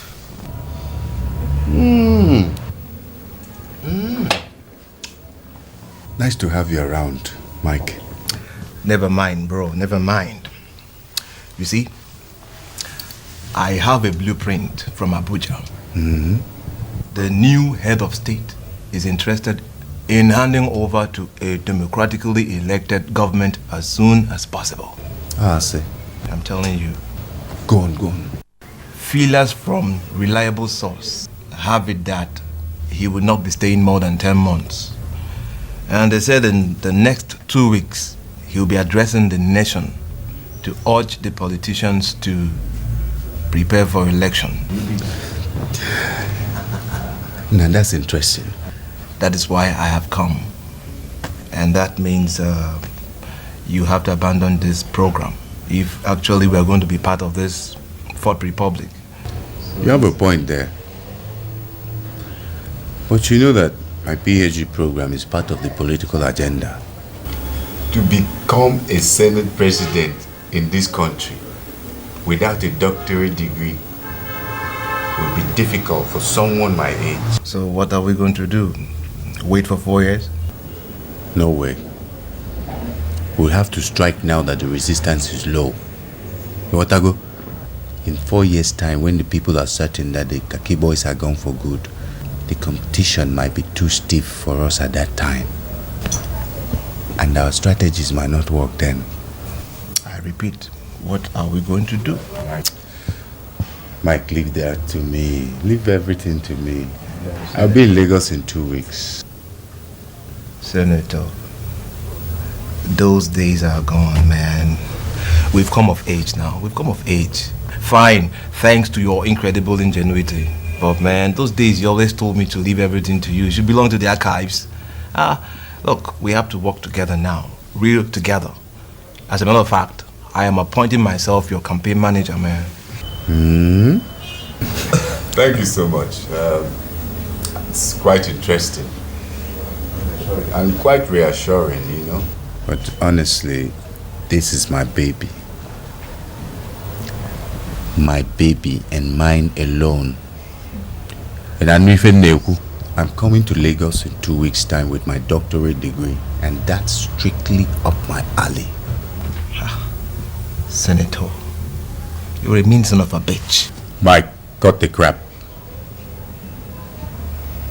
I said I'd be ready, and I will. Might be rough, though. Look, Senator, you don't get the point, man. You don't seem to get it at all. We are supposed to be in this thing together. We are partners, man. And we're supposed to watch our backs. Mike, back off. Back off! This is my baby! Well, if you insist, fine. But, man, you have to be very careful. Because time is at hand, you know. Have I disappointed you yet? Yeah, now, you think I'm going to start now?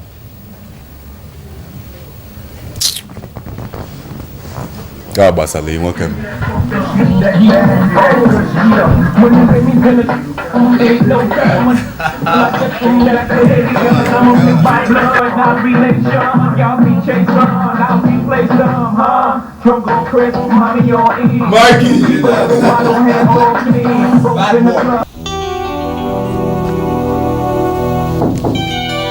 Come in. Oh, Larry, what can I do for you? So I'm here on a rather special request, sir. What could that be? So, I know that I have 18 months left of my program, but I'm looking at the possibility of leaving here in 2 weeks, sir. Well, that's no problem. Well, this is a PhD program. You can leave when you want and come back when you're ready again. But I must say that this is quite a surprise because you've been an excellent student. But if I may ask, why do you want to bridge it? I don't intend to bridge it, sir. But you just said so. Not exactly, sir. I intend to leave with my doctorate degree in the next 2 weeks, sir. Well, that's impossible. So nothing is impossible. Well, I suggest that you go outside of this community and try to re-enter. And when you are coming back, I want you to look at the inscription very carefully at the main gate. Well, what's the point? Look, this is not a university where you hop in and hop out with an unmerited degree. Look, this is not Toronto. Prof, you don't understand. I never intended to cut my degree halfway. But you know that the proposal of a man oftentimes does not align with that of God.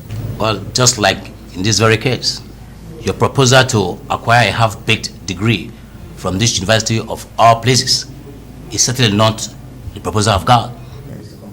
Prof, circumstances are forcing me into this rather dishonorable request. But if you wish, I can come back in 5 years and complete the program now. Well, I will keep the doors open as long as you want. 25 years if you please. You don't understand, Prof.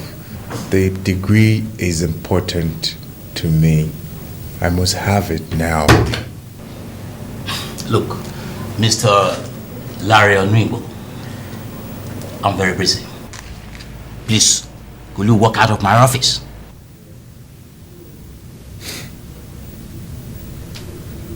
Well, Prof, I didn't intend to do this, but since you're this obstinate, let me bore you with a little story.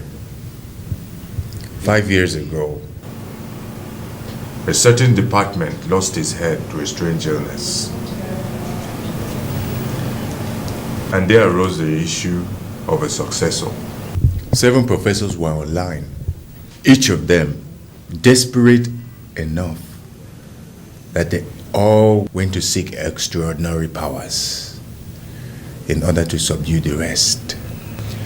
Coincidentally, they all went to the same native doctor, and the medicine man told them the same thing. But they all went away due to the gravity of the demand. And you went ahead.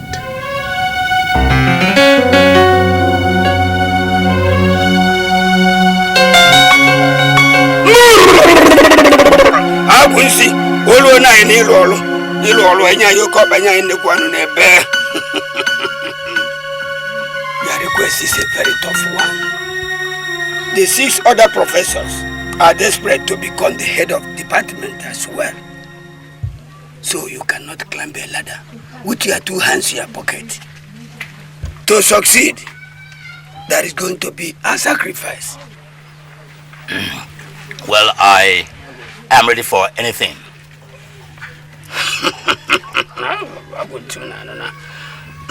The sacrifice will require a human head. Only? Well, this head is rather special. Well, a head is a head. Can we go ahead? A head is a head. What makes it special?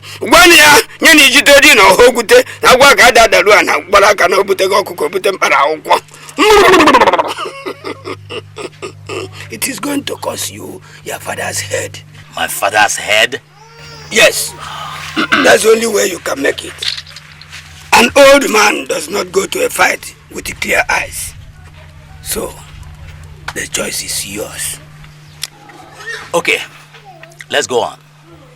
After all, the old man will soon die.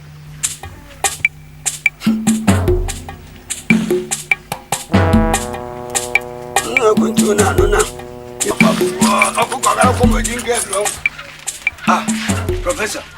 Good afternoon, sir. You're welcome. Yes, sir. You have it? Yes. I said I would, didn't I? Let me have it.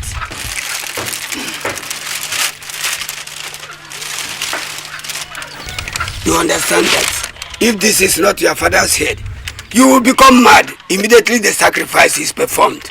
Look, we've gone through this before. I'm not a fool. Open the corner. I'm going to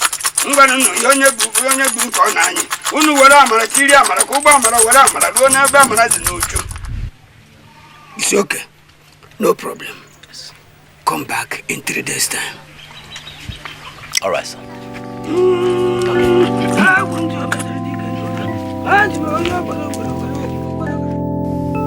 It is on record that your father died 5 years ago, and he was buried without his head. No one has even thought why the elders did not see his corpse.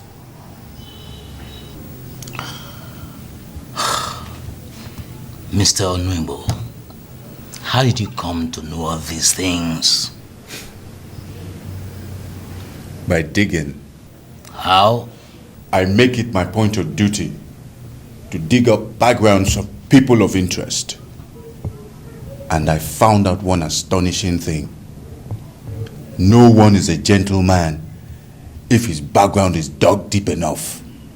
Truly, a gentleman is one whose social ills have not been discovered. And when you dig deep enough, you're bound to discover. So, Professor, am I going to have my doctorate degree in 2 weeks or not? Well, I see what can be done. Prof, whatever you're doing, don't think of sending my head to the native doctor. I have this story in a statement with my lawyers this moment. And I have taped this conversation right here. What for? Insurance. I don't want my head to end up in a polythene bag. And more, I want my doctorate degree desperately. I'll see you in 2 weeks, Mr. Professor.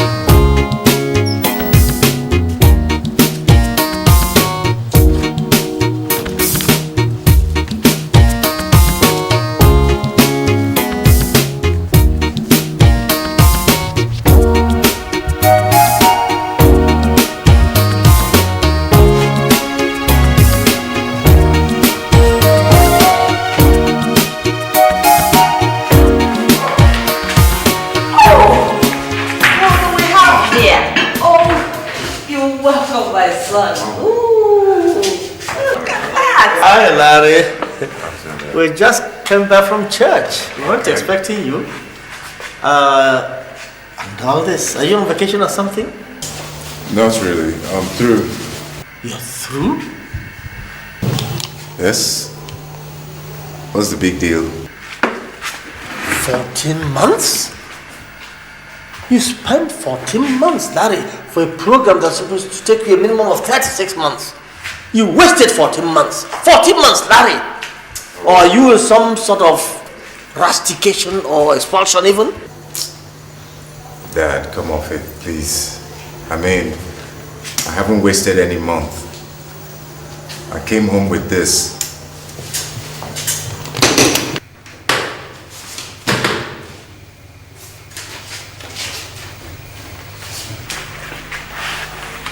That's a doctorate degree from the Eastern University.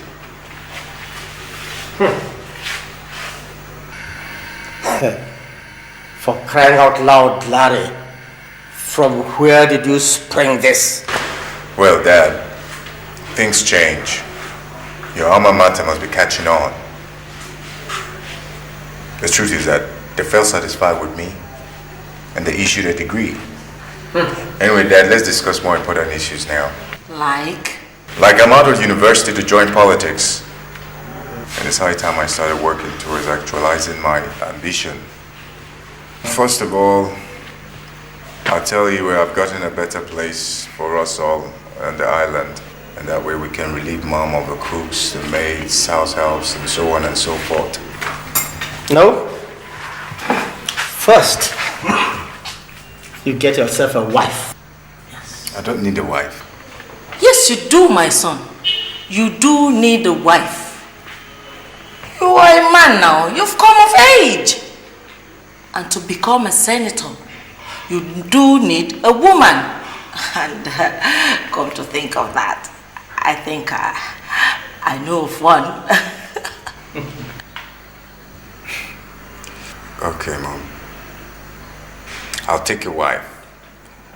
But please, the two of you should allow me to choose who and when.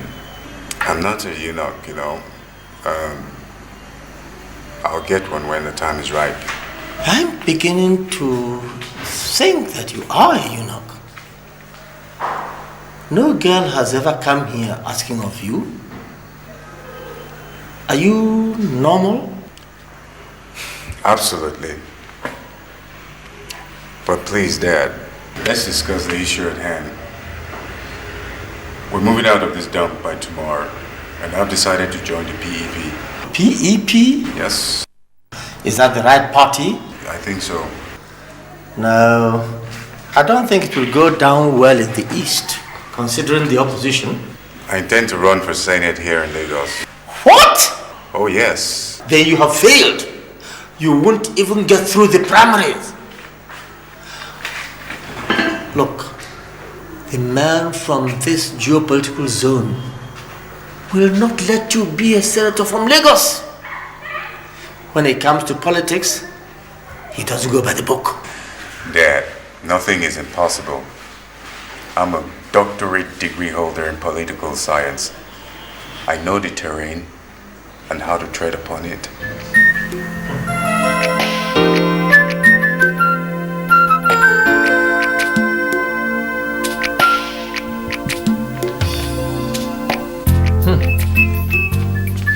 That settles it. These regulations leave you no chance. They leave you far behind. Yes, that's what it seems, but I can go to the village and contest, can't I? Village? Dad, is there something? Well, there's nothing really. People in the village play dirty.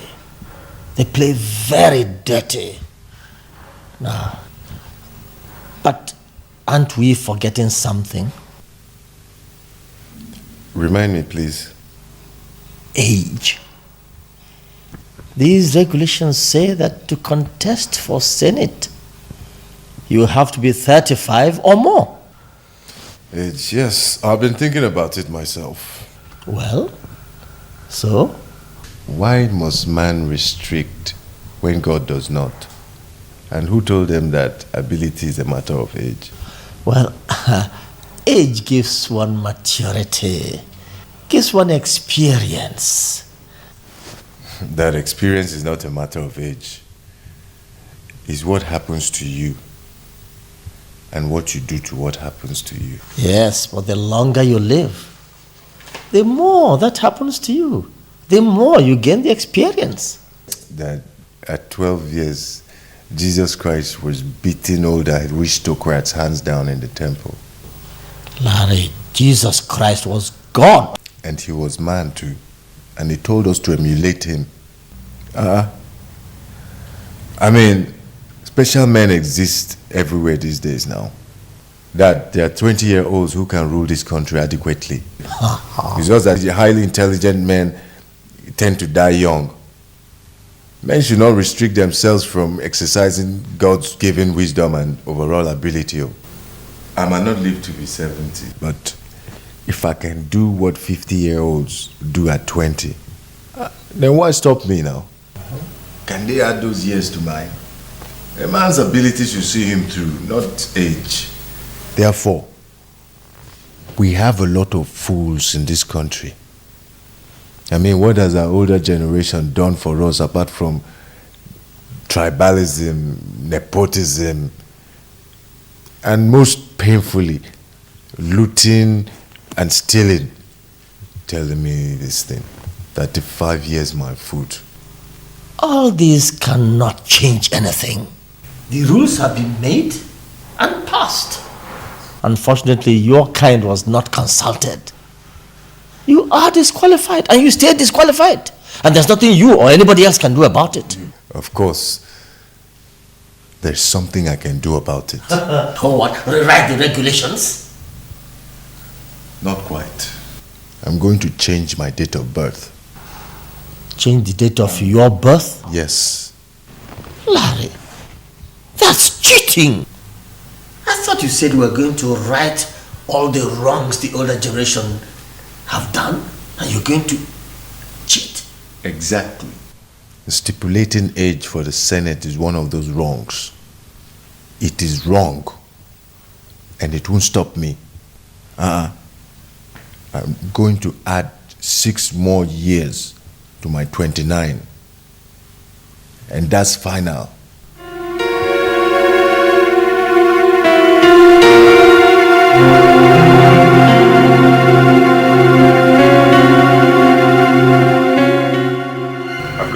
relocate to the east. Really? Why? They've zoned the Senate presidency to the east. Really? Mm-hmm. If I run from Lagos, I would not become the Senate president.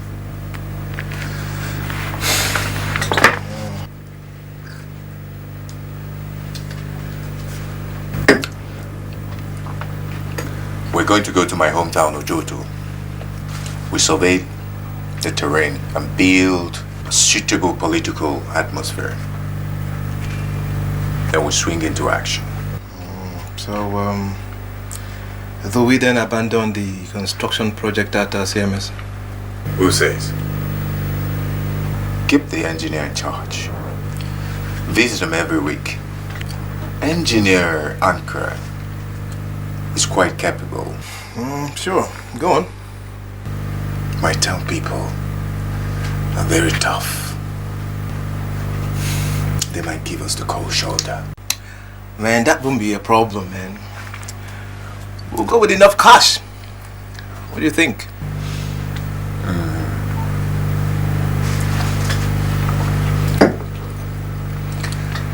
You don't know my town. Money doesn't impress them. In fact, if they know we need them, they're going to want to show how important they are. Besides, my traditional ruler is something else.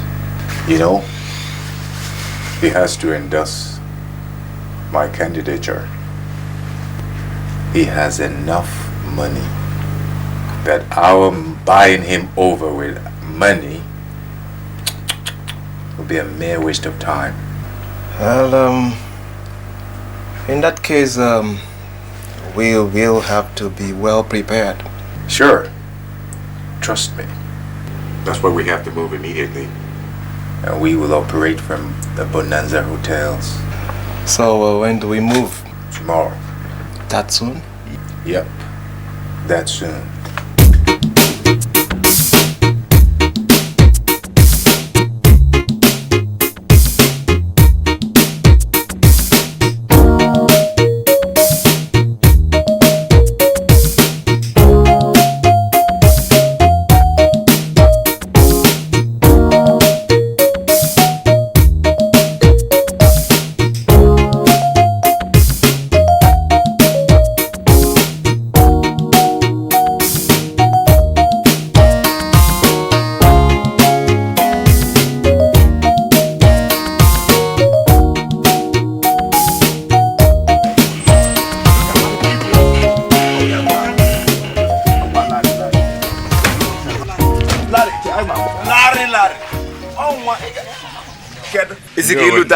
Kedo kenen wow ngba kenen de ban email no de ban yekele mu no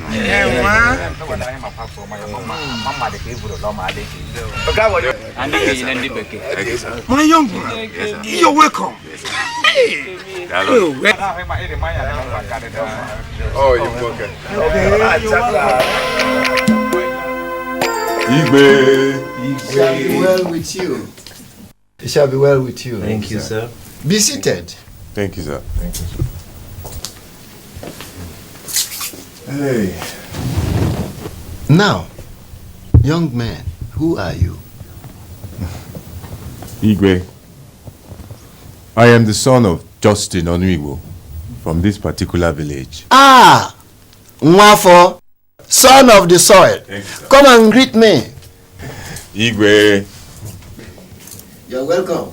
Thank you, sir. And my friend, Mike Okilo from Ozovolo. ah!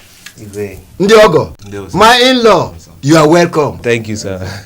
Okay, seated, be seated. Thank you, sir.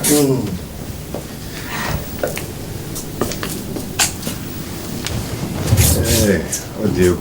Yes. What brings you here? Because the toad does not run in the daylight for nothing. Where is you? Hardly do you chaps of these days visit the Igwe on social purposes. Oh, Izioku, sir. Yes. Igwe. You know, as young men, duty calls. But we promise that we shall visit you regularly. Thank you very much. So, what can I do for you on this your visit?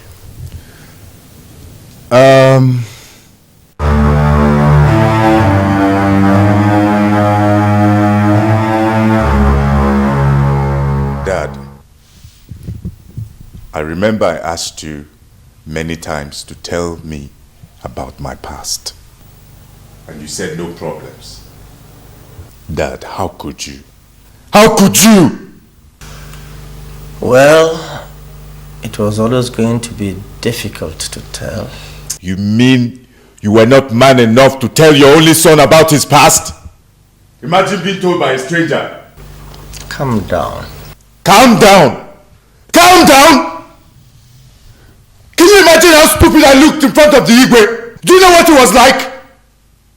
I could easily strangle you right now. Strangle me? Yes, it's no big deal. Larry, you are sinister. You are the one who's sinister. I made it clear to you at the age of 14 I wanted to become a senator. Why did you scuttle my plans? Calm down. Listen. I am your father. I will not do anything to hurt my only child. Calm down and I'll tell you. It's too late for that. The damage has already been done. I said calm down! Sit down and listen! Sit down!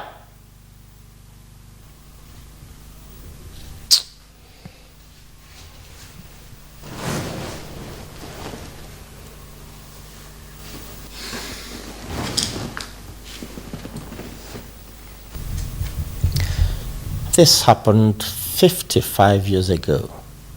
My grandfather, your great-grandfather, was a very brave and wise man. He married early too. He had my father at age 20, who in turn had me at 19. This man, that's my grandfather, also had a great foresight. He understood the value of education and sent my father to school at Onitsha. He farmed, he tapped palm wine, and did everything necessary to raise the money to train his only child. He managed fine. But one season, an invasion of locusts destroyed all the green crops and the farms failed. So, with quitting school, staring my own father, Obima, in the face, my grandfather had to go borrowing. Go on. That was how my grandfather, your great-grandfather, was arraigned as a thief before the Igwe. Of course, yam stealing is a very serious offense in our tradition. Was he dumb? Couldn't he say what happened? Of course he did. But with false witnesses here and there, the confirmation was so much that he was left with no choice but one. Which is? He had to swear by the Bakoto shrine. Innocently, he did swear. He swore? He swore by the Bakoto. Oh man. They must have strangled him in the night. Exactly. Except that it was not in the night. They went to his farm in broad daylight and strangled him. I was only 6 years old then. I was taking food to him in the farm when I ran into them. I hid in the nearby bush and watched them strangle him to death. Oh, they claimed the Bakoto was responsible for his death. I cried and ran home, but nobody could believe me. Nobody would believe a 6-year-old child. They claimed the Bakoto was responsible for his death. They took his corpse most painfully to the evil forest. They took all his belongings. So my father, Obima, had to leave school. But he vowed to see his only child go to a university. And that's where we are now.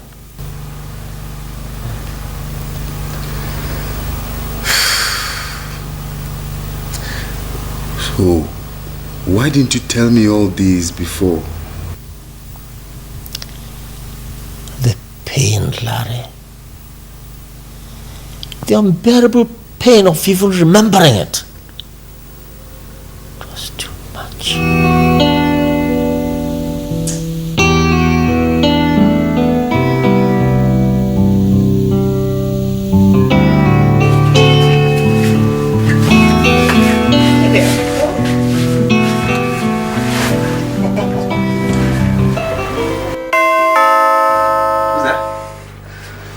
Go get the door. Okay.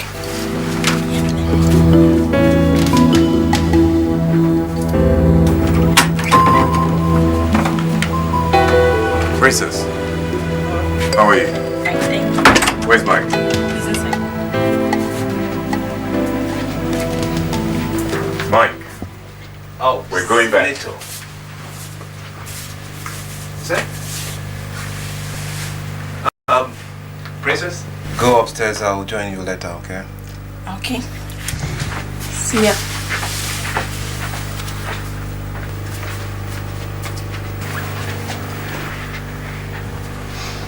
Yes, Mike, I've warned you times without number about these ladies.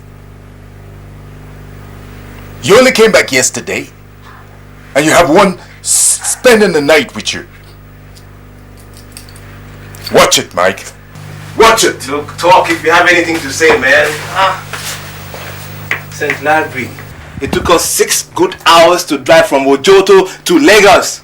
You never uttered any word. All through. Meanwhile, you were awake, oh. You were awake. Man, sometimes I really wonder. That's why I'm here. We're going back.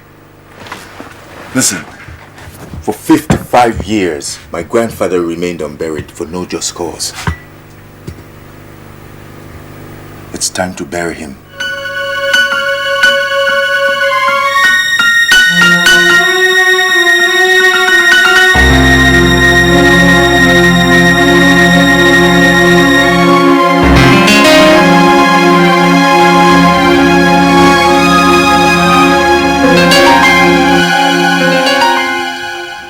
You understand what I said, gentlemen? It's no problem. Time is against me. I'll give you the money and you go.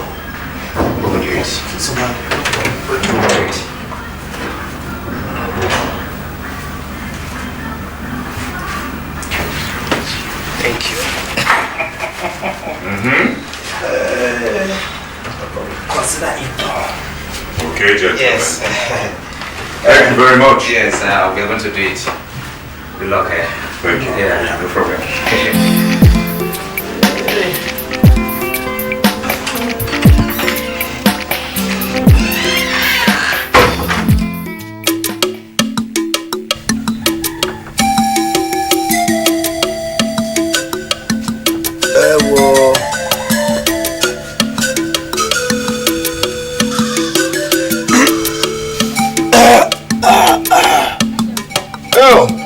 Utaba mabonwe. Oh dear, oh dear.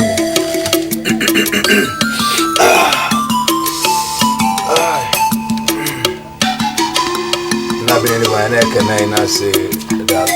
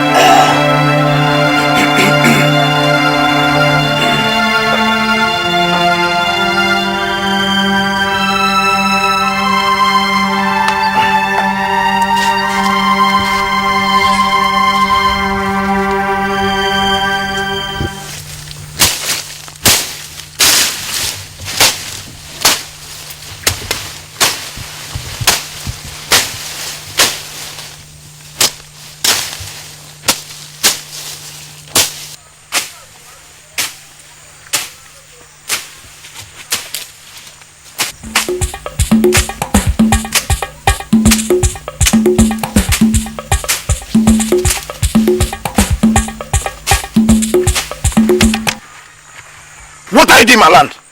Don't make any noise here. I said don't make noise here. No one owns any land. Every land belongs to God. You must be mad. Leave this place now. Look, if you get near me, I deal with you now. I'll beat you up. You will beat me up. Anthony, in my land. If you don't leave this place now, I will kill you. Look, there's no bullet inside. Who gives you money to buy bullet? Don't tie me, oh! Don't tie me! I will kill you! Shut up! I said shut up! Toothless bulldog.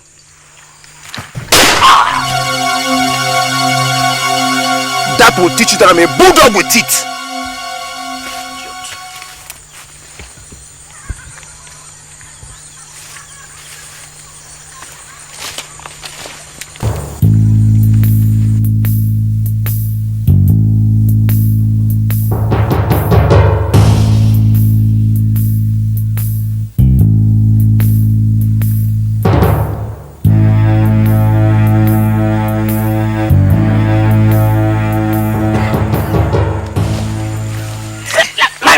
You are a dead man.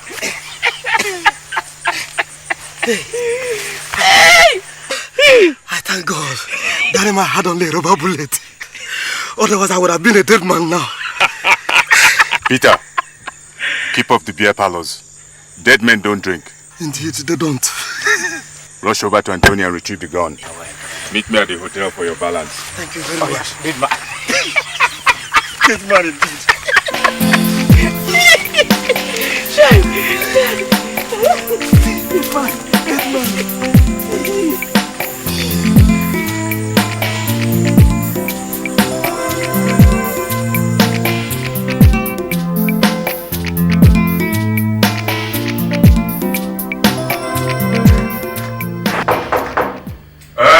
Come in. You are here. Larry. Welcome. Please sit down. Hey. What can I offer you? I have brandy, beer, and wine. Brandy.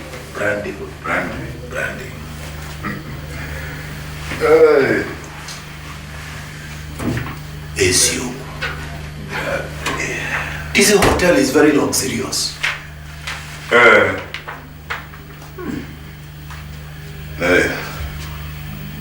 Brandy. Thank you, Larry. Brandy.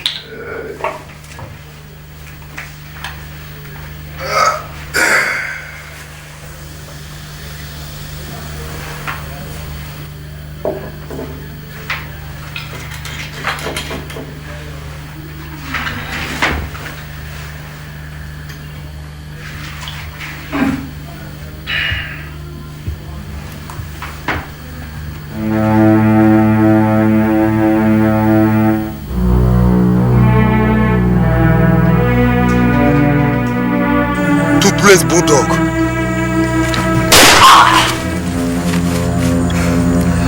That will teach you that I'm a bulldog with teeth.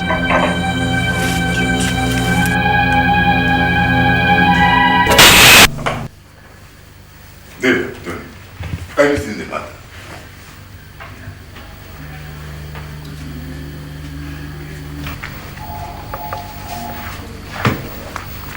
Peter is in the mortuary now. And I'm sending this tape straight away to the Igwe. Please don't do this to me. It was a mistake. He was trying to take my land and he was being arrogant about it. I had no option. Please, save me. Only on one condition. Please, mention the condition. Your grandfather, Anthony, killed my own grandfather and made it look as if Upakoto was responsible. Yes, I know. You know? Yes. Before my grandfather died, he confessed to my father, who in turn confessed to me. And you intend to confess to your own son too?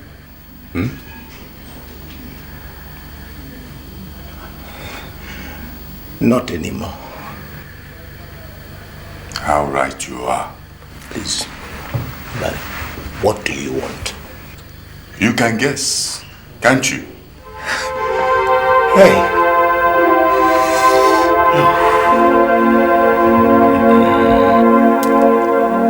I sent for you and your son, Larry. You see, only God can always know the truth. Men with all their knowledge and education many times send innocent men to prison. Of course, it happens every day in our law courts, not to mention the police stations. Of course. Here, which I inherited from my father, who equally inherited it, we have always tried to be fair in decisions binding this village.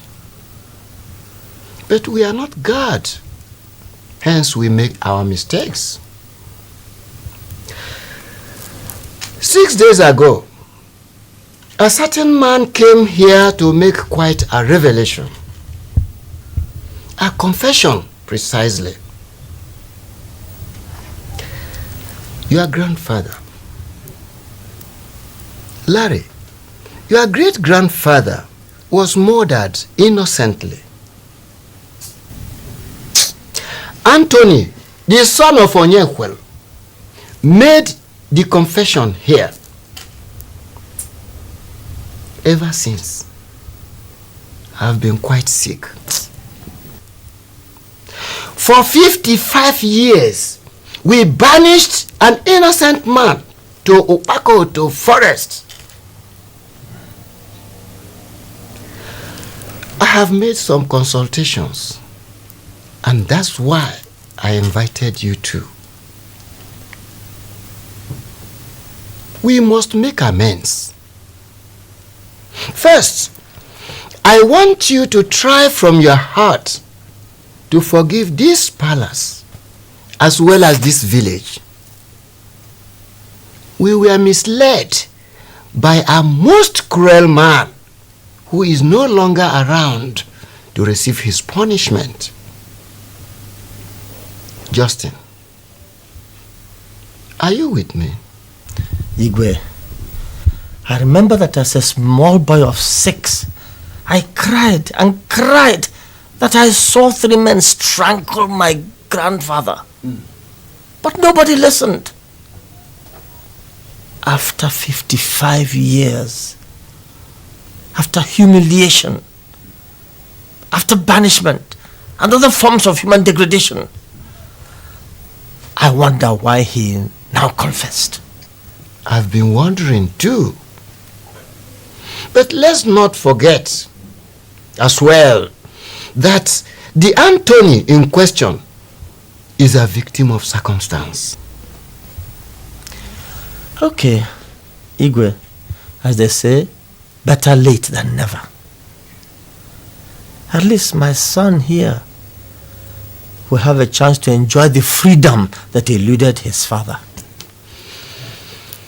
So, how do you prefer we go about it?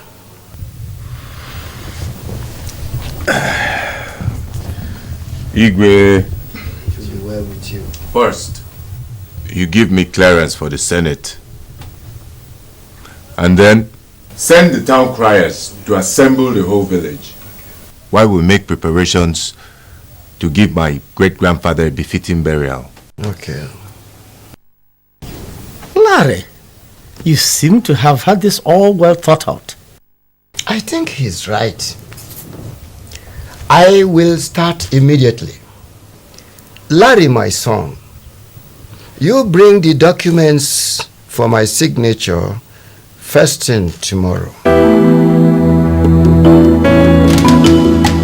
So what did you find out? Chief, that boy is damn serious. To start with, he has a doctorate degree in political science from the Eastern University. His first degree and masters were also in political science, and he made first class. Incredible. It's true, sir. Shut up! The twister there is he has been calling himself the senator right from his junior secondary school days. Nonsense. Nonsense. Right now, he is at their Igwe's palace with his father and about to get the endorsement of their Igwe. Their Igwe, unlike ours, draws a lot of water. Larry is residing in Bonanza Hotel, room 1.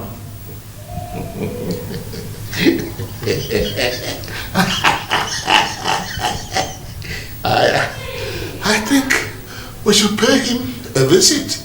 Let me tell you, politics is not a game of books. You understand me? It is the survival of the fittest. As I said, your son is not up to the stipulated age. And that is where I have problem with him. That is also my problem, Igwe.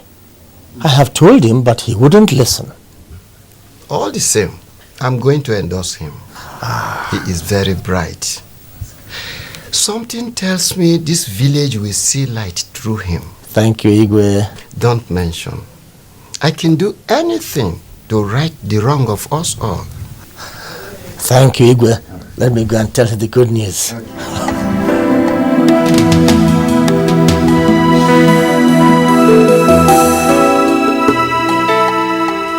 Remove your cap.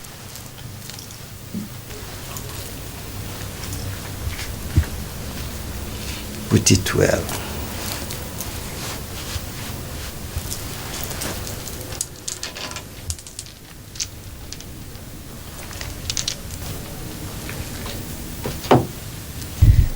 This does not actually make you a chief because my cabinet members are not here.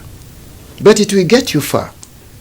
They say it that when a child washes his hands well, he dines with elders.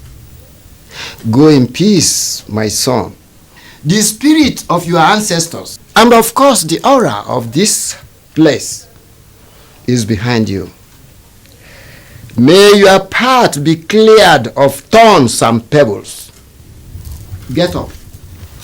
Igwe. Shall be well with you. Thank you so much, Igwe.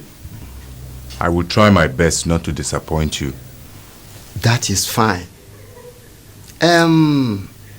Larry, my son, your problem will come heavily from Nicholas Uwakwe from Oba. He is an experienced politician who has been in both the state and federal houses, and he has a lot of followers. He is warming up for the Senate under PEP as well. Take him very seriously. If you defeat him in the primaries, you have reached Abuja. Thank you very much, Igwe, for your information and timely warning. But like I said, I will do my best not to let you down. I believe in your ability. Approach Chief Uwakwe the way you approached Anthony Onyekwel. He will surrender. What? Oh yes. I am an old bird. Nobody catches me with chaff. It will be pretty coincidental for Anthony to come for confession barely 2 weeks after I turned you down. Larry, I investigated. But since the confession was genuine, I played along. I'm sorry, Igwe. It was a task I took upon myself to fulfill after hearing the truth from my father. Don't worry. Don't worry. You're welcome. Igwe. It will be well with you. Go in peace. It will be well with you. Thank you, sir. You're welcome.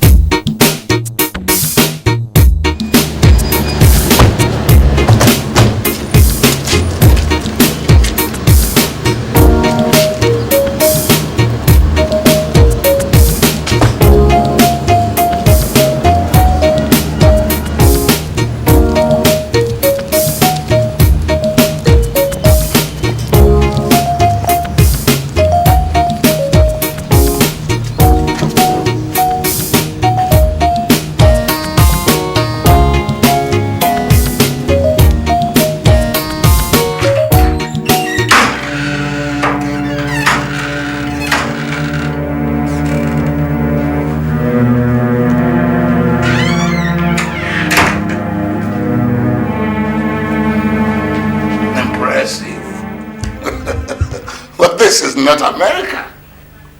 Chief Owakwe, to what do I owe this unannounced visit?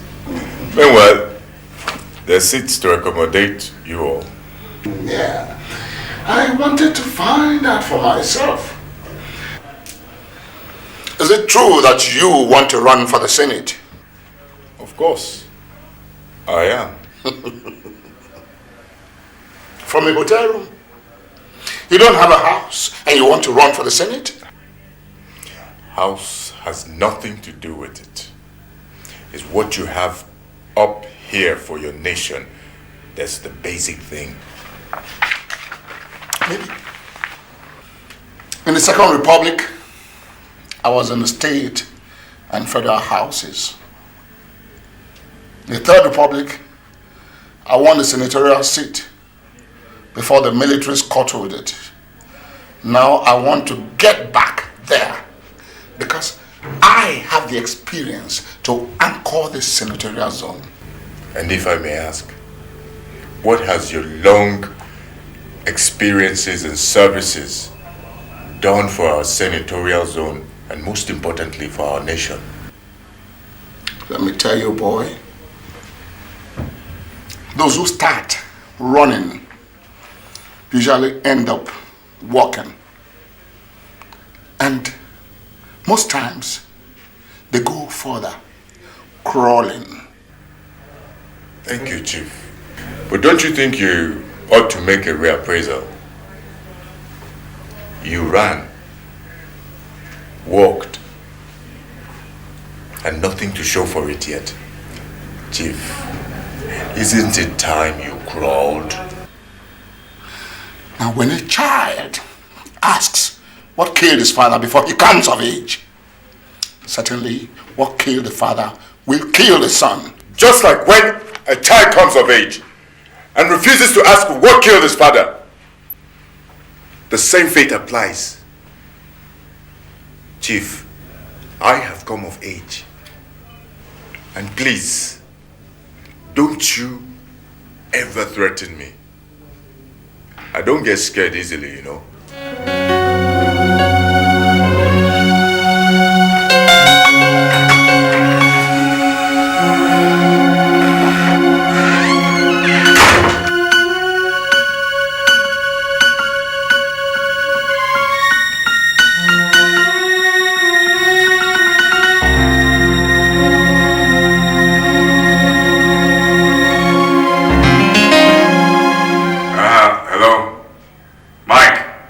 Get your ass down here immediately, my friend.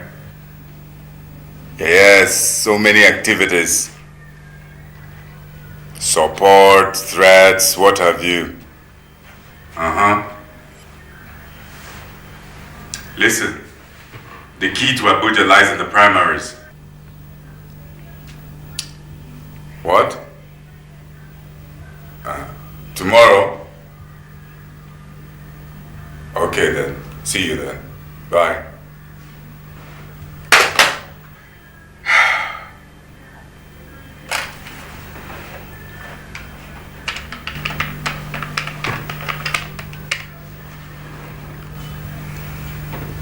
Yes. Hello? Hello? Can you hear me? Okay. Yeah, my name is Larry Onuigbo. Yes, I am your client from Nigeria. Yes.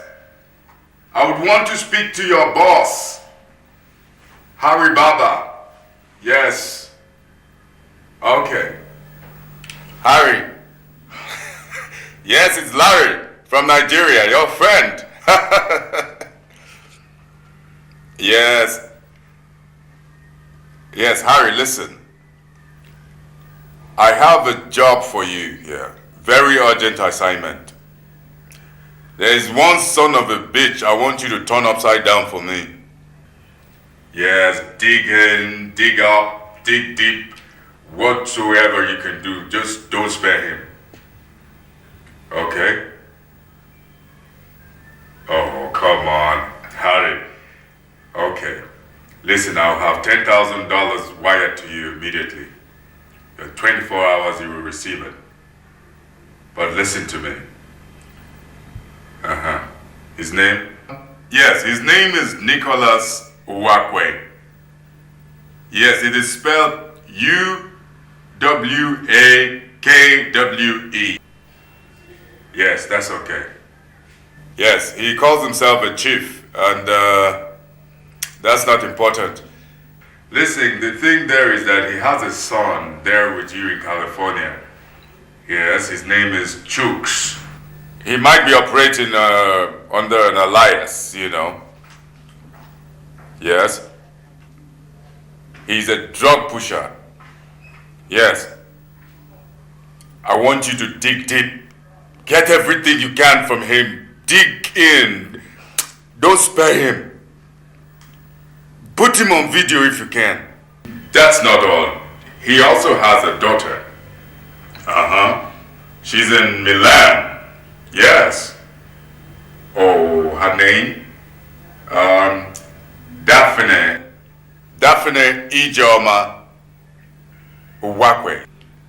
She also might be operating with an alias. Yes. Now listen, she's into prostitution. Yes. Yes. Hurry. Dig in as well. Don't leave any stone unturned.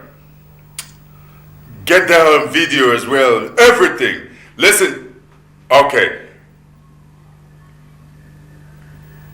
What? Oh, come on. I'll send her clips. The two of them. I'll send their clips tomorrow by DHL. First thing in the morning. Oh, and as for you, come on, Harry, I won't forget. Listen, $10,000 I said before. $10,000 on the wire for you immediately. You hear?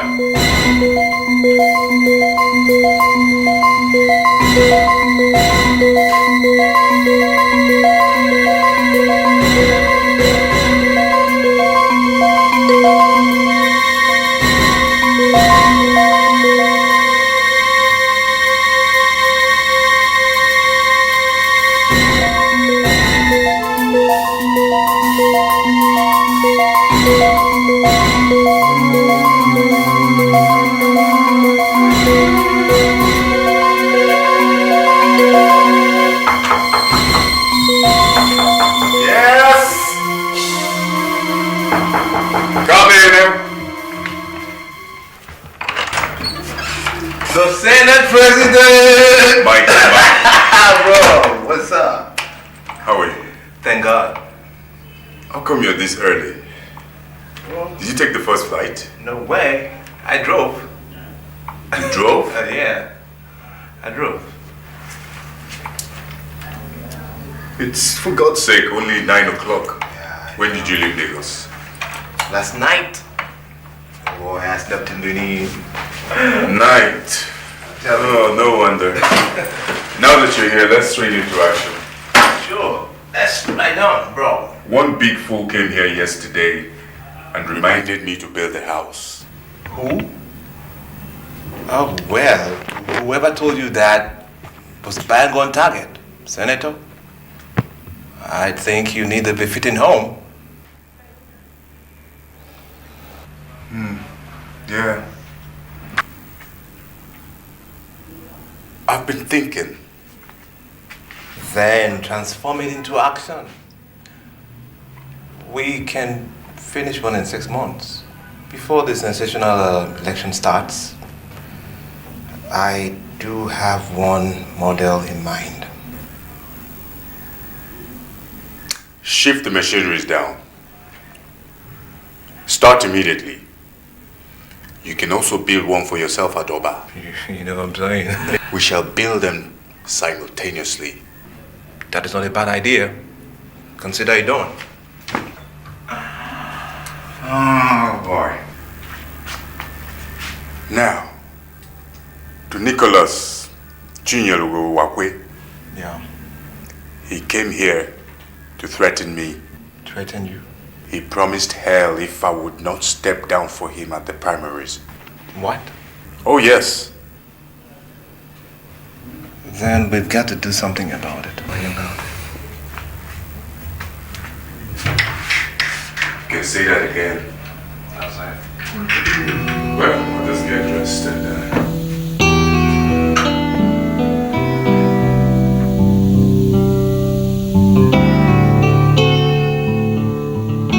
how far with the building project? We've left the foundation. We are moving on fine. It's just you I'm worried about. Me? What for? You ask me. This man, Chief Uwakwe, is inching closer by the day. He's gone through all the party members, distributing envelopes and winning candidates. 2 weeks time, the primaries comes up, and all you do is sit in your hotel room all day.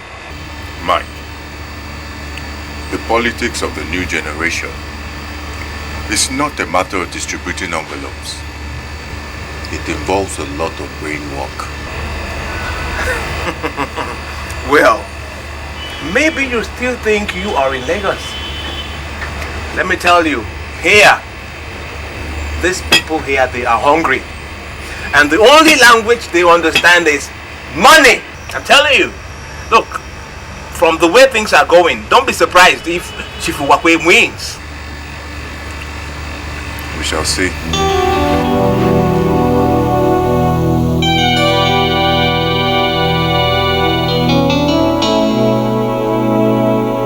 Yes, boys. What is the news? Chief, your opponent, Dr. Larry Onigo, seems to have withdrawn, sir. He has no option. You see, when big masquerades appear, little ones take to their heels. It's a small boy. His time will come someday. Yes, it's a matter of days now. 7 days to be precise. Let me drink to that.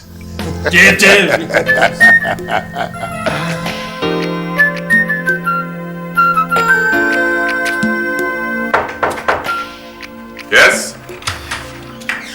Good day, sir. Can I help you?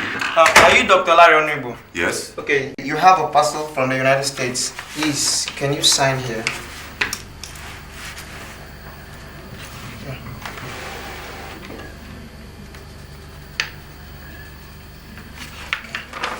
Thank you, sir.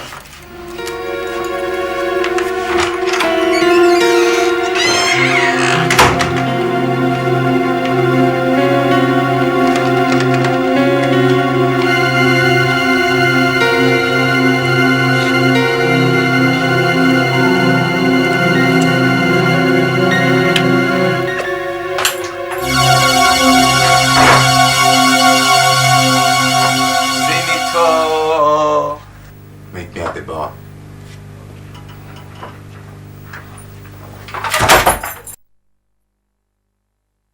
Cut the crap, Senator. Cut the crap, man. It's you we should be worried about. It's 3 days to the primaries. 3 fucking days. And you've done nothing but sit around telling me it's brain work. And your method of action is jumping around from one woman to the other. Well, all work and no Hey! Let me tell you just this one more time. Even the devil will be surprised at what I will do to you if you scuttle my chances. This terrain is a minefield, my friend. And every woman on it is a potential time bomb. Mike! Don't blow me apart. Okay. It's alright, man.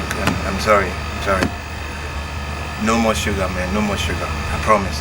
I promise. So, now to the primaries. Relax. I've got it. Got what?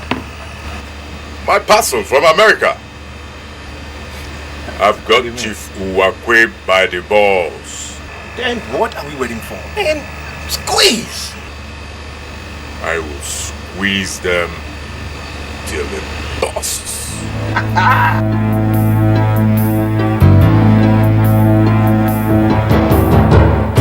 Boy! You traced me to my house? We wish to see you alone. Alone? Of course. In your own interest.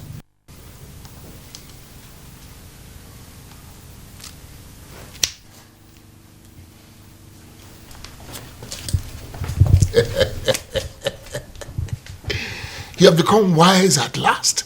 Good boy. You have come to tell me that you are withdrawing for me. Good boy. On the contrary, Chief, I want you to take a look at this.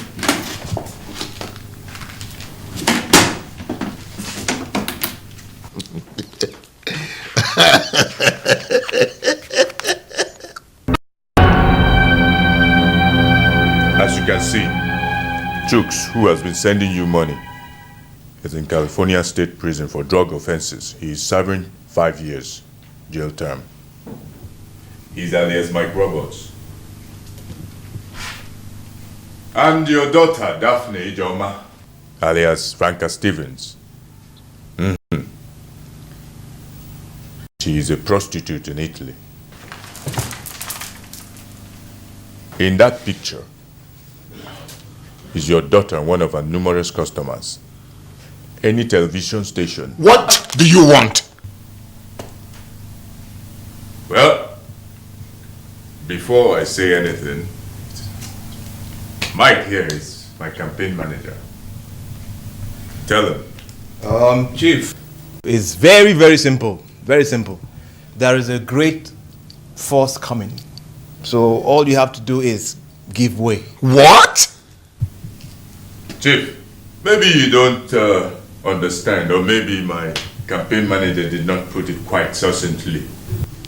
We know you're a lawyer, but you're an outdated lawyer. You're still a lawyer, though. Choose your words. I'll see you in hell! That will be the day. Let's go.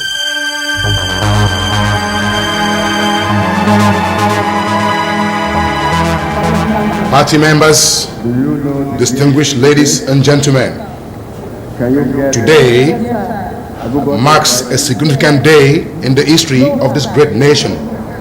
Today, members of Congress have been nominated in different parties for the main election, we all know. And as a leading party, it is paramount that we lead by ultimate examples. Good enough. We have members struggling to represent this party appropriately. As for the Senate, for example, we have two icons.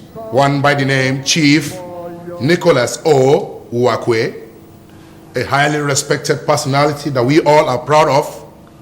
Also, Dr. Larry Onuigbo. I am going to begin with the Senate. First of all, every required aspirant is supposed to give us a 5-minute address before the original election begins. And I am calling now on Dr. Larry Onuigbo to climb the rostrum. PEP! PEP! Ladies and gentlemen, I salute you all. I wish to thank you all for this wonderful opportunity.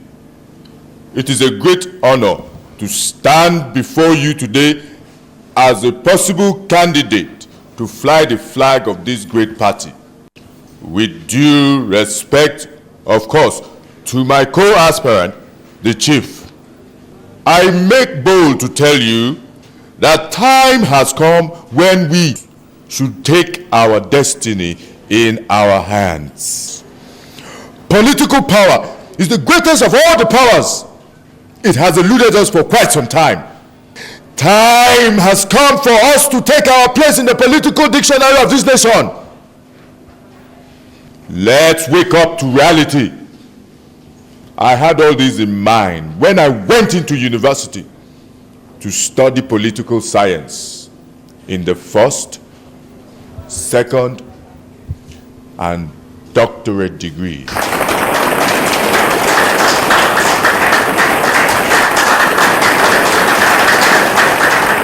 I have the political rail track of Nigeria on my palms.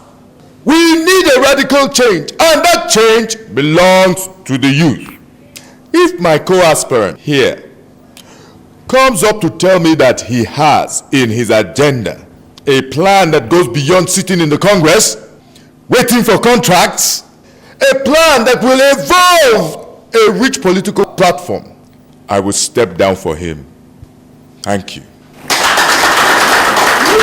Thank you very much. Thank you very much. Ladies and gentlemen, I now call on Chief Nicholas Uwakwe.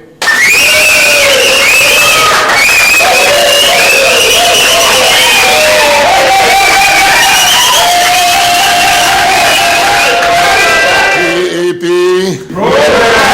PEP. I thank you very much, ladies and gentlemen of PEP. I know my co-aspirant, Dr. Larry Onuigbo, fairly well. 3 days ago, because of the healthy rivalry between us, we met for 4 hours in my house. I must say I'm impressed by his views and ideals. I have given it a thought, and I believe that he has the credentials. He's young, quite vibrant, as you must have noticed in a short speech. I am a progressive from birth, and what I want for this party overshadows individual interest. Although a very difficult decision, but I must shock you all, most especially my aides and my teaming followers. I thank you very much for believing in me and for your relentless support. However, I will cast my vote for Dr. Larry Onuigbo. Please hear me out. Simply put, I am stepping down for Dr. Larry Onuigbo because I believe that in him lies the future of what our senatorial zone has always dreamt of. Thank you. Thank you.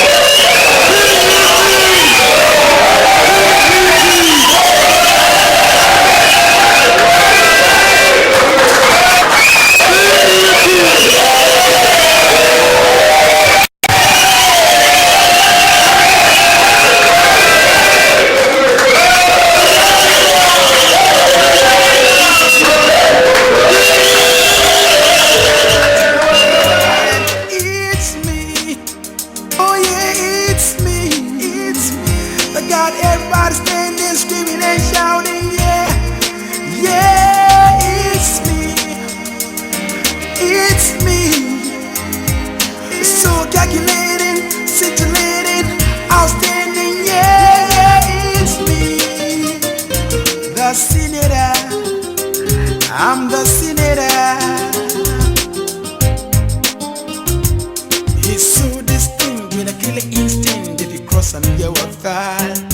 He's many words, many words. His word is his burn. It could be as warm as smart, as bitter as bad. Depends on where you stand. A little to the left, a little to the right. Is fit for to the end.